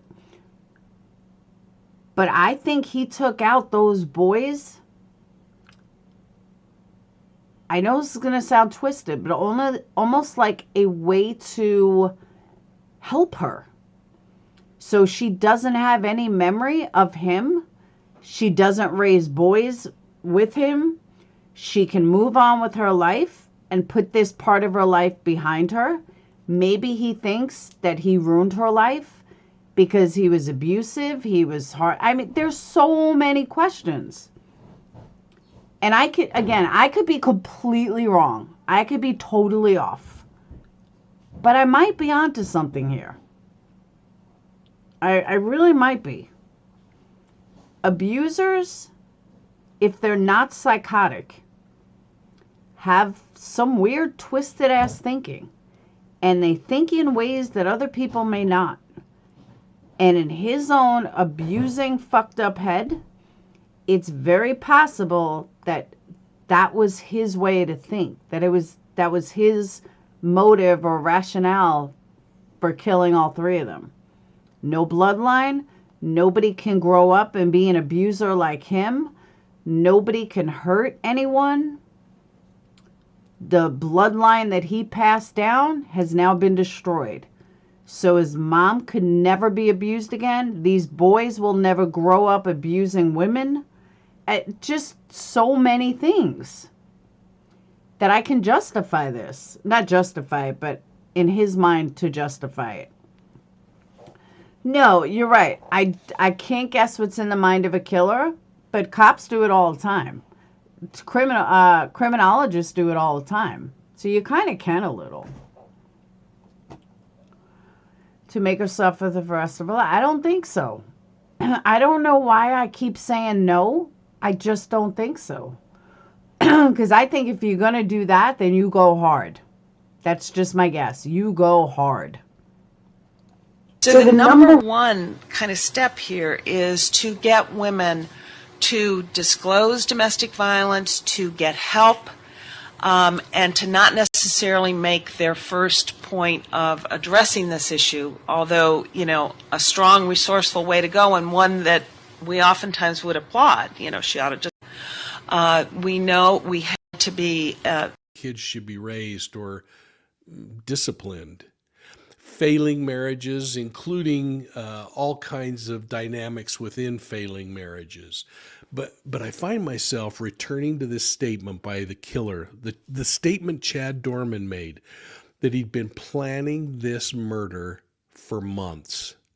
It caused me to reflect on Adam's book again. And his book, you ought to pick it up, is Why Do They Kill? It was really powerful. So I want you to listen to this powerful statement by David Adams that he brings out. Let's listen. Well, the other thing that is a significant risk factor is threats, and that's why it is included in all of the danger assessment, the risk assessment tools. But just to sort of pick up on what Jackie was saying, it's you know, I think we can't just over-rely on tools because, you know, we really do, and this is where the criminal justice system really needs to improve, is having a better manner, you know, when talking to victims. I think sometimes the tools are used almost as a replacement, you know, for trying to establish a rapport with victims. And so that shows up as a yes or no item has he threatened you on a danger assessment tool, but that doesn't really give you anywhere near enough information. What I found in interviewing the killers and interviewing the victims of attempted homicide is that the frequency of threats was very significant. The more frequently someone had threatened to kill his partner, the more he was separating himself from the pack, so to speak, in establishing his credentials to kill. The other interesting thing I found in talking to the killers is that quite a number of them said, the more I said it, the more real it became that I could actually do it. So that threats really seemed to serve two purposes. One was to obviously intimidate and scare a victim into submission, into remaining in a relationship, but also for the killer, for the perpetrator, to psych himself up. The words are very much rehearsals for actions, and so that it was interesting, to hear that mechanism, that many of them just using the words made them more likely. We're sort of testing it out, so to speak. In the same way that kind of the serial killers will, pick up a few hitchhikers before they kill their first one, or kill some animals before they kill. They will kind of work their way up to it, so to speak. And so that's very significant, and I think that's where, like in matter intervention programs, for instance, I think we can work very well with those types of people because whether they're enmeshed or whether they're jealous, it really kind of amounts to the same thing, is that really they should have... Crystal, I love it.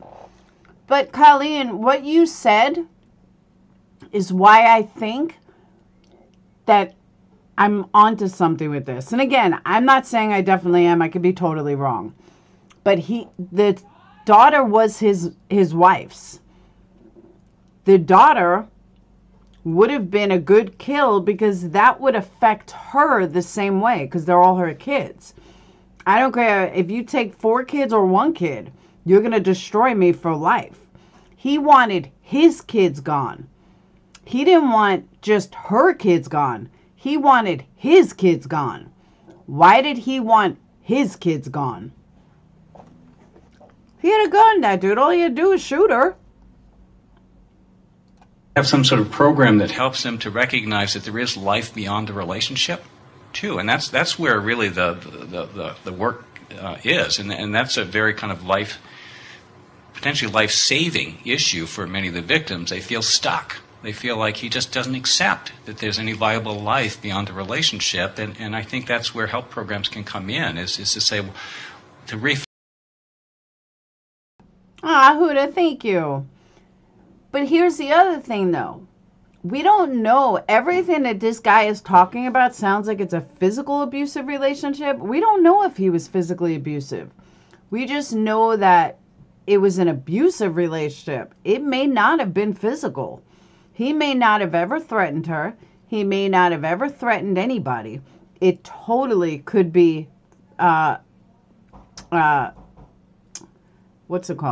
psychological. Focus them. Sometimes we get them refocused on their children. Sometimes we get them refocused on other things in their lives.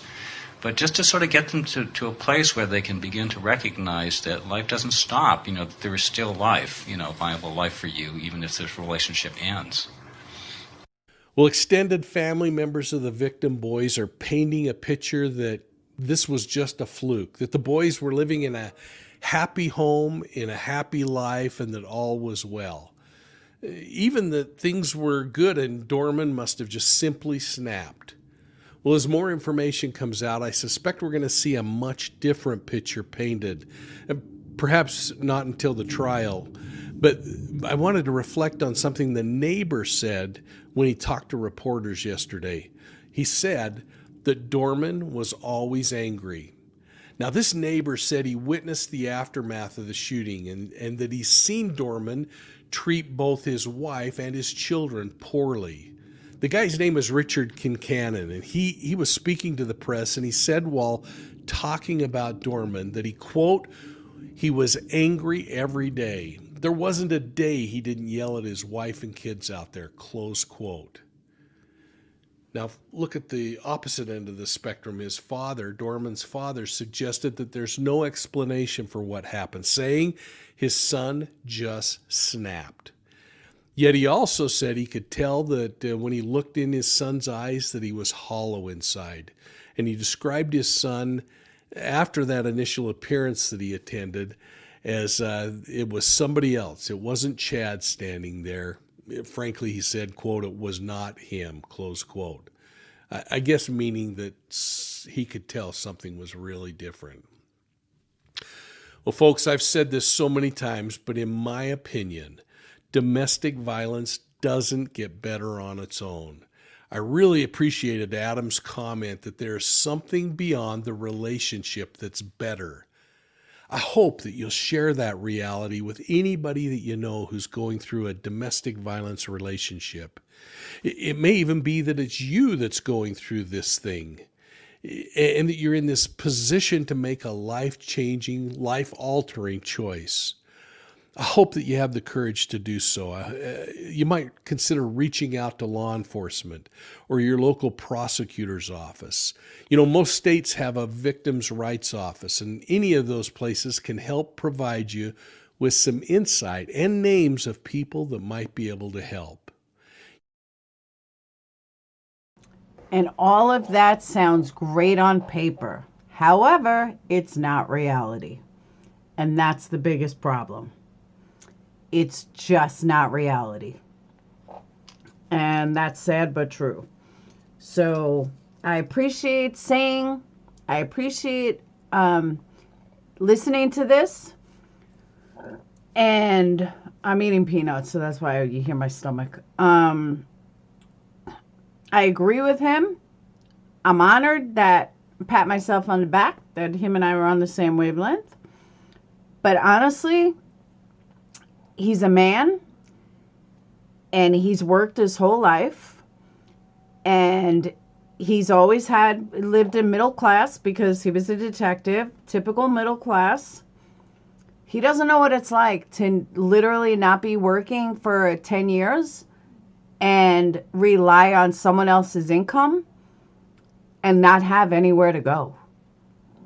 It's, people say, oh, you can come here, you can come here, you can come here. But the reality is, do they really want you there? I mean, I've told people they can come with me. I got 2 kids that are leaving. There's one particular one that I'm saying this to, inconspicuously. But I told her she can come here, and I meant it. She can come here and stay as long as she wants. She'll even have a bedroom. But I also understand that at our age, you can't just leave. You don't have money. You can't work. How are you going to work? You're almost 60. How are you now going to work? Where are you going to find a job? Nobody's going to hire you.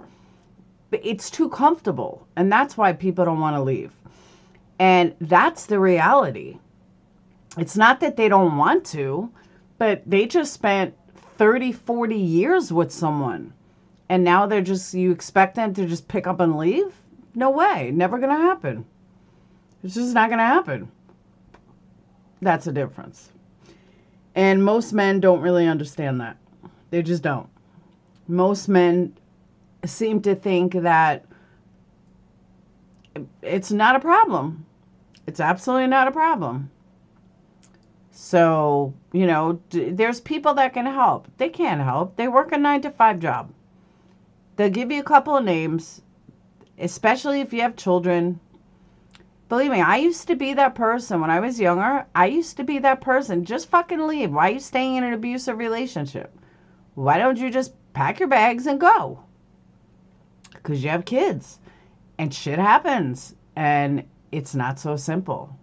No matter how many people try to help you, there's a comfortable factor that you can't deny. And if he works all the time, so you really don't spend that much time with him anyway. It's a hard situation to be in, for real. I meant well for the boys. I can't find my... No, I know what you meant, Huda.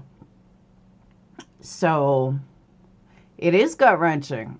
And being in that position, it's hard. And I wasn't in a physical abusive. I was in emotional, psychological, financial, but not physical. He hit me once. I fucking decked him.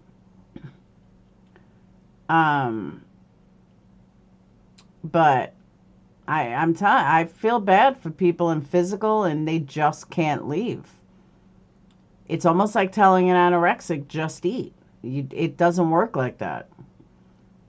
You know, a woman's got 3 kids and nowhere to go and no money. Or you've been with someone, 40 years. You raised kids together. Kids are out of the house. How the fuck are you going to leave? Where are you going to go? How are you going to survive the rest of your life? It's a sad situation to be in. But it's a reality for many, many people. We need to do better. I don't know what else we can do. The courts don't help. If they are not beating you to death and there's not physical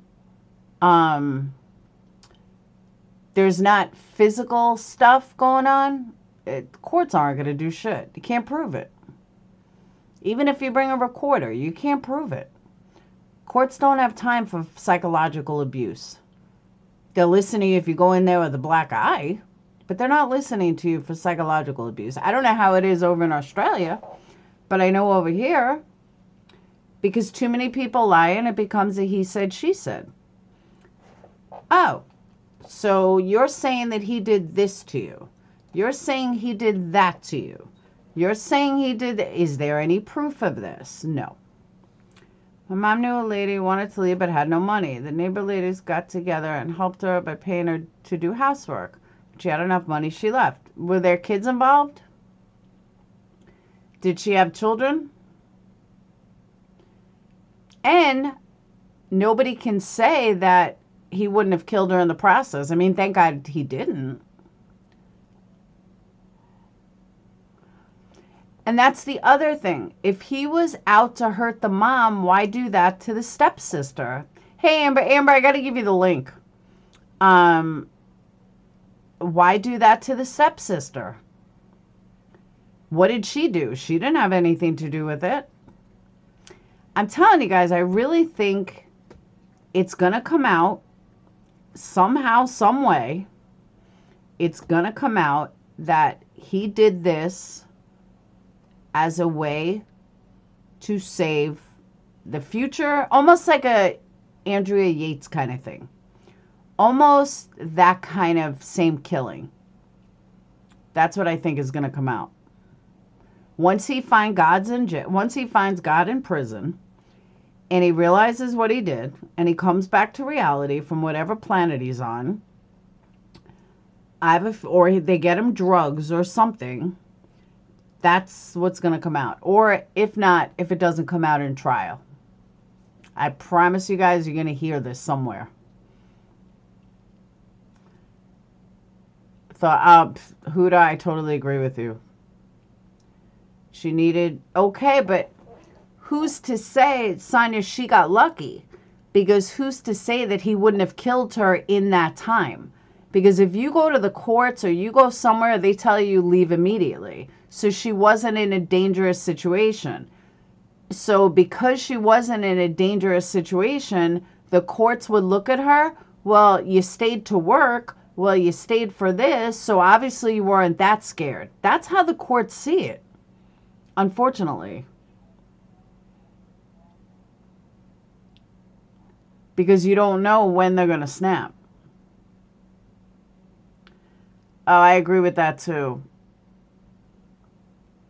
But he had to have shot the kids before the daughter ran, or she wouldn't have had a reason to run. You know what I mean? So she had a reason.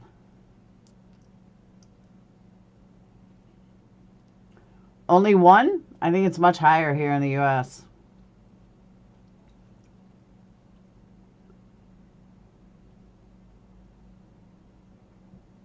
I'm telling you, I've been hooked on this case for a few days. I just haven't had the chance to really talk about it, but it's one of these cases that is just eating at me, and I think it's because we don't have a why. But off topic for a minute, people were saying how the world is so fucked up. All right, look at this.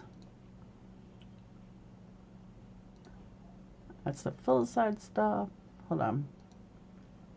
Yeah, here it is. So, related articles to this article. I just happened to catch this. Look at this. Hold on. Father 36 and son 18 shot and killed walking at a boy's high school graduation in Virginia.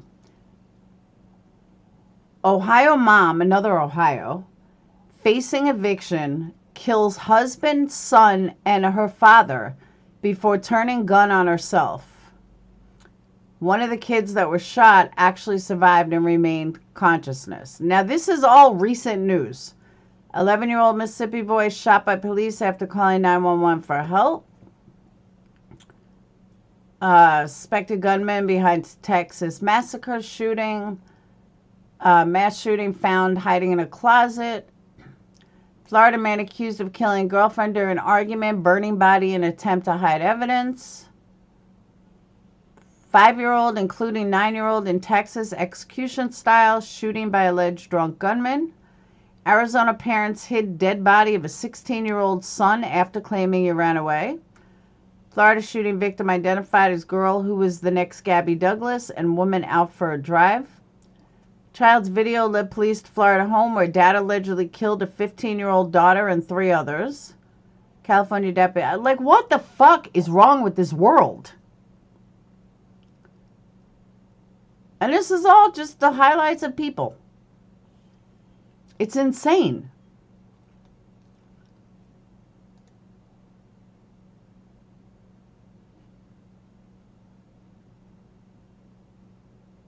My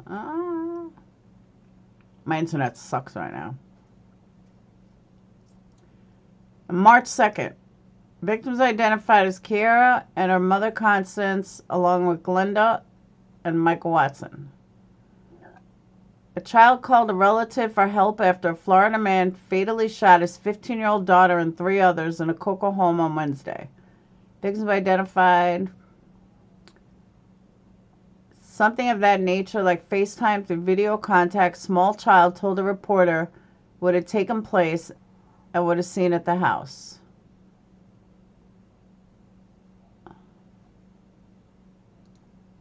I feel for the kids that were in the home and had to. What's wrong with people? What?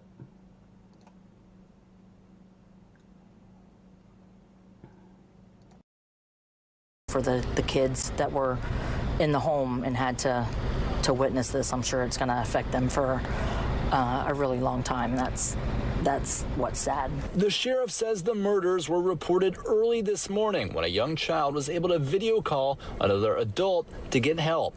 A 6 and 9-year-old were in the home and survived. They were the children of 2 of the victims. The sheriff says the suspect, Domenico Gigante, was the biological father of the 15-year-old victim and the ex of her mother, who was also killed. The child's grandmother was gunned down too. Sheriff Wayne Ivey comparing the killings to the deadly shooting spree in Orange County last week. We just saw over in our neighboring county, Orange County, an individual with an extremely violent criminal history that the criminal justice system failed to hold accountable. Here's an individual in our county now that the criminal justice system has failed to hold accountable. And so when's enough enough? That suspect has already been charged with 4 counts of premeditated murder. In Brevard County, Connor Hansen, Fox 35. No, that's a different case for us. I'm getting to that next.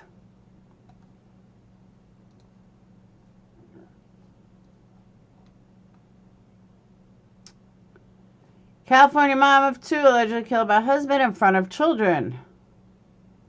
Illinois teen allegedly kills girlfriend, 9-year-old girl, and child's father in home invasion. Ex-cop with a history of domestic violence arrests found dead alongside ex-officer and a wife in murder-suicide. Mississippi missing Tennessee mom is presumed dead. It's endless. Young mom is killed after boyfriend after ending the relationship. 12-year-old boy is killed along with his mother and father in a double suicide. Oregon police hunting a man after allegedly torturing 2 women. What is wrong with this world?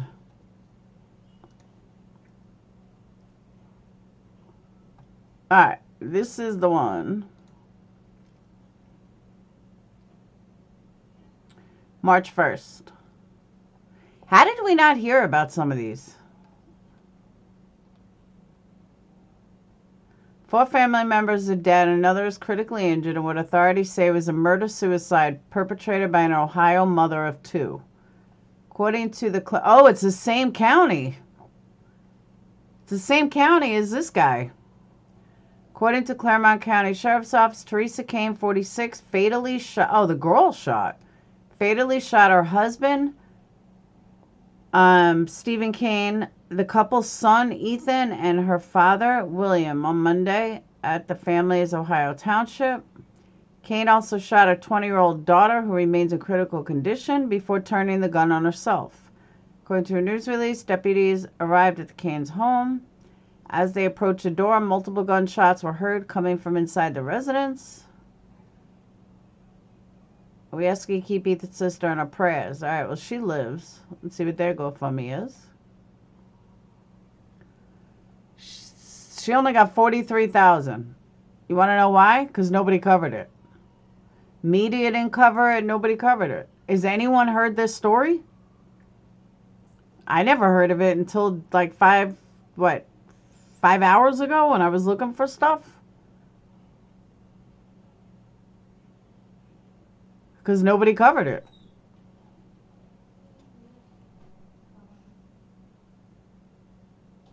I have 18-year-old twinnies. So she's alive. Who dat?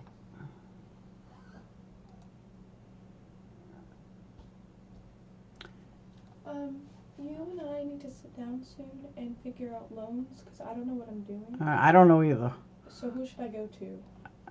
You have to wait for the school because I did the Parent Plus loan and stuff today. It's the loan that goes by school, but you got to see how much you get. Well, I have 2 loans that I can click accept for through the school on the website, and that's like $9,000 or something. It's some amount of money, but I don't know, like, if I should accept them or decline. Should I accept them? Yeah, they're grants. They may not be loans. They're not grants. They're loans. All right. Well, I'll show you some other time. We just have to sit down and figure it out. Sole survivor triple murder suicide in which several Ohio family members died is recovering in a rehab facility. Samantha Kane was in critical condition. She was a student at Northern Kentucky University and was the only person to survive. Well, I think they should grant her a diploma regardless. Yeah, this story needs more coverage. Woman who put her babies in the oven? But can you imagine, though? See, people say the power of social media. Yeah, the power of social media can definitely help GoFundMes. Wrapped them in and threw them in the trash. Yes. I did hear about that.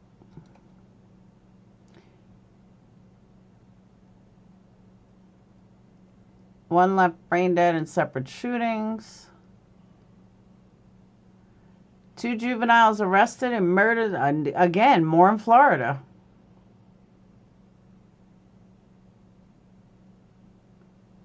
Missing woman's body found in landfill. Florida man accused of killing girlfriend during an argument. Burning body.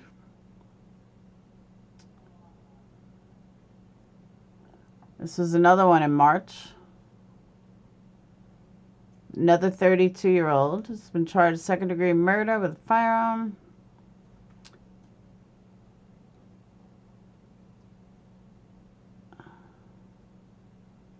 That was him.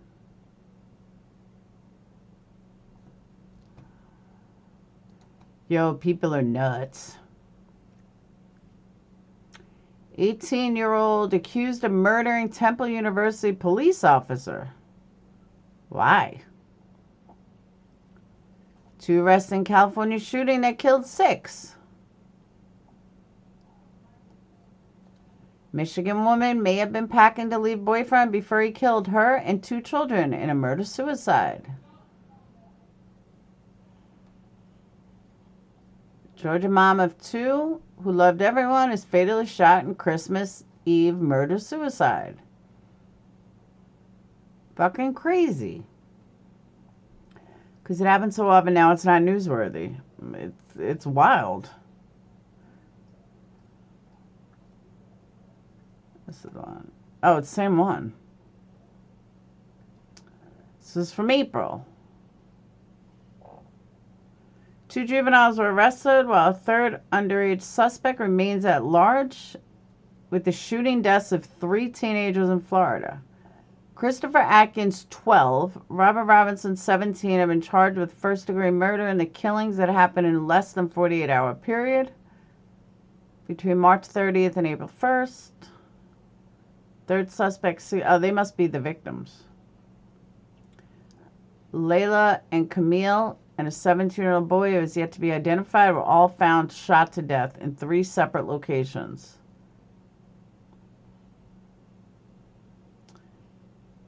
No honor among thieves.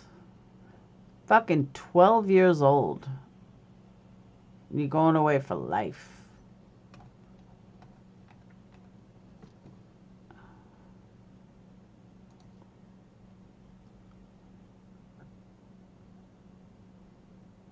Arizona man accused of killing his wife in front of 4 kids. Mohammed Akuduli, 38, has been charged with first-degree murder in connection with the wife whose name has not been released. What is wrong with these people?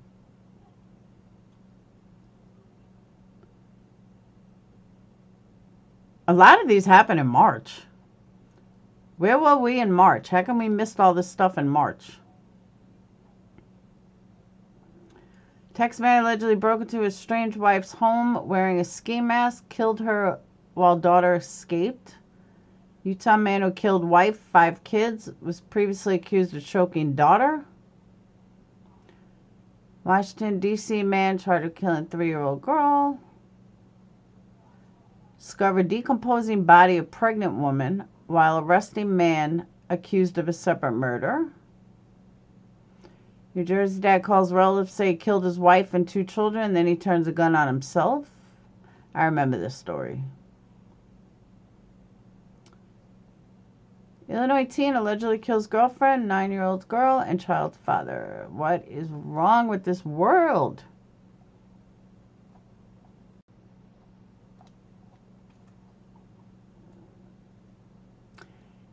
Former Family Feud contestant accused of murder and mother of 3.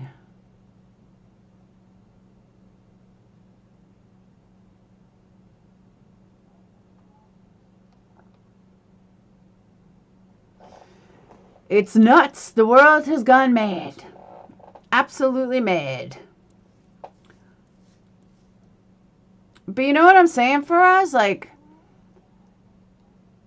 I'm just a little, like, taken back at how many people are killing their spouses in front of their children and then killing their kids.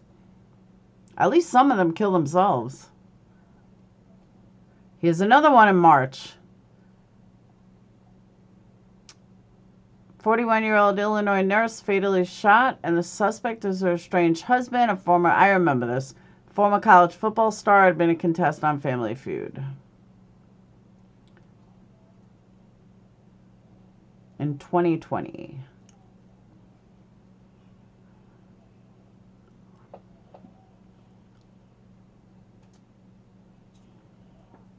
Couple have been through divorce. I just don't get it. Just fucking leave. You don't need to kill anyone. Dentist accused of poisoning wife. Alleging drugged her years ago, had porn addiction. What?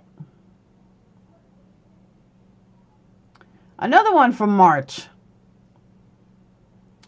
Dentist accused of poisoning wife, allegedly drugging her years ago, had porn addiction. March 19th, James Tolliver Craig was arrested and charged of first-degree murder in the death of his wife. Colorado Dentist accused killing Angela, his wife, and the mother of his 6 children by fatally dosing her with potassium cyanide between March 6th and March 15th. According to the arrest affidavit, authorities claim Craig previously poisoned Angela 5 to 6 years ago. Guess it didn't work. A person close to the victim allegedly told police Craig had drugged with an unknown drug because he planned to give himself a lethal injection of something and commit suicide. The affidavit also alleges Craig had a long-standing obsession with porn and a record of cheating on his wife.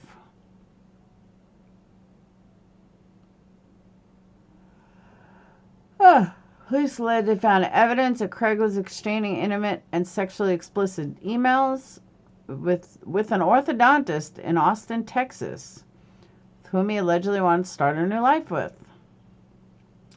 His alleged lover flew to Aurora to visit him while Angela was in the hospital, per the affidavit.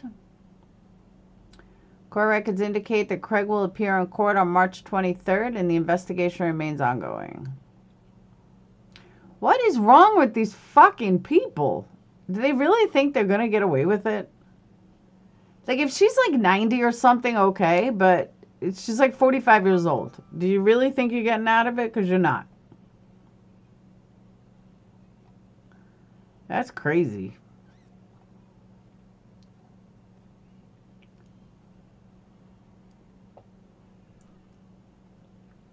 Complex and calculated murder.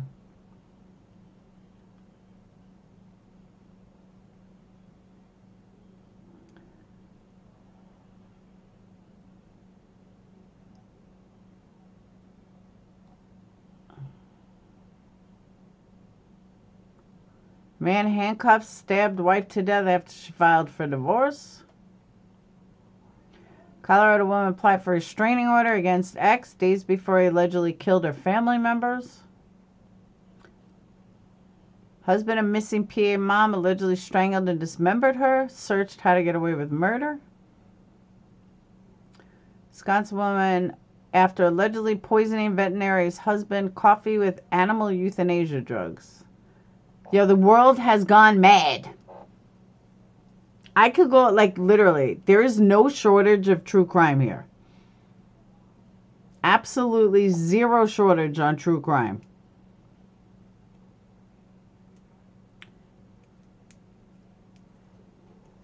Oh, fuck the drama. I could do true crime for days.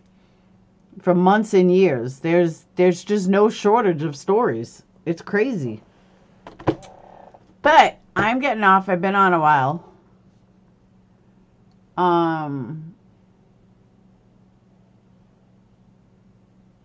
Oh, it doesn't say how long I've been on. But I've been on for a while. So, I'm getting off. I will see you guys tomorrow. And that's it. So, thank you, Huda. Thank you, Crystal. Thank you guys so much for Super Chats, PayPals, Cash Apps. And I will see all you beautiful people tomorrow. Thank you to my amazing mods. And I will see you guys tomorrow. Have a great night. Or a morning, because it's after 12. Bye.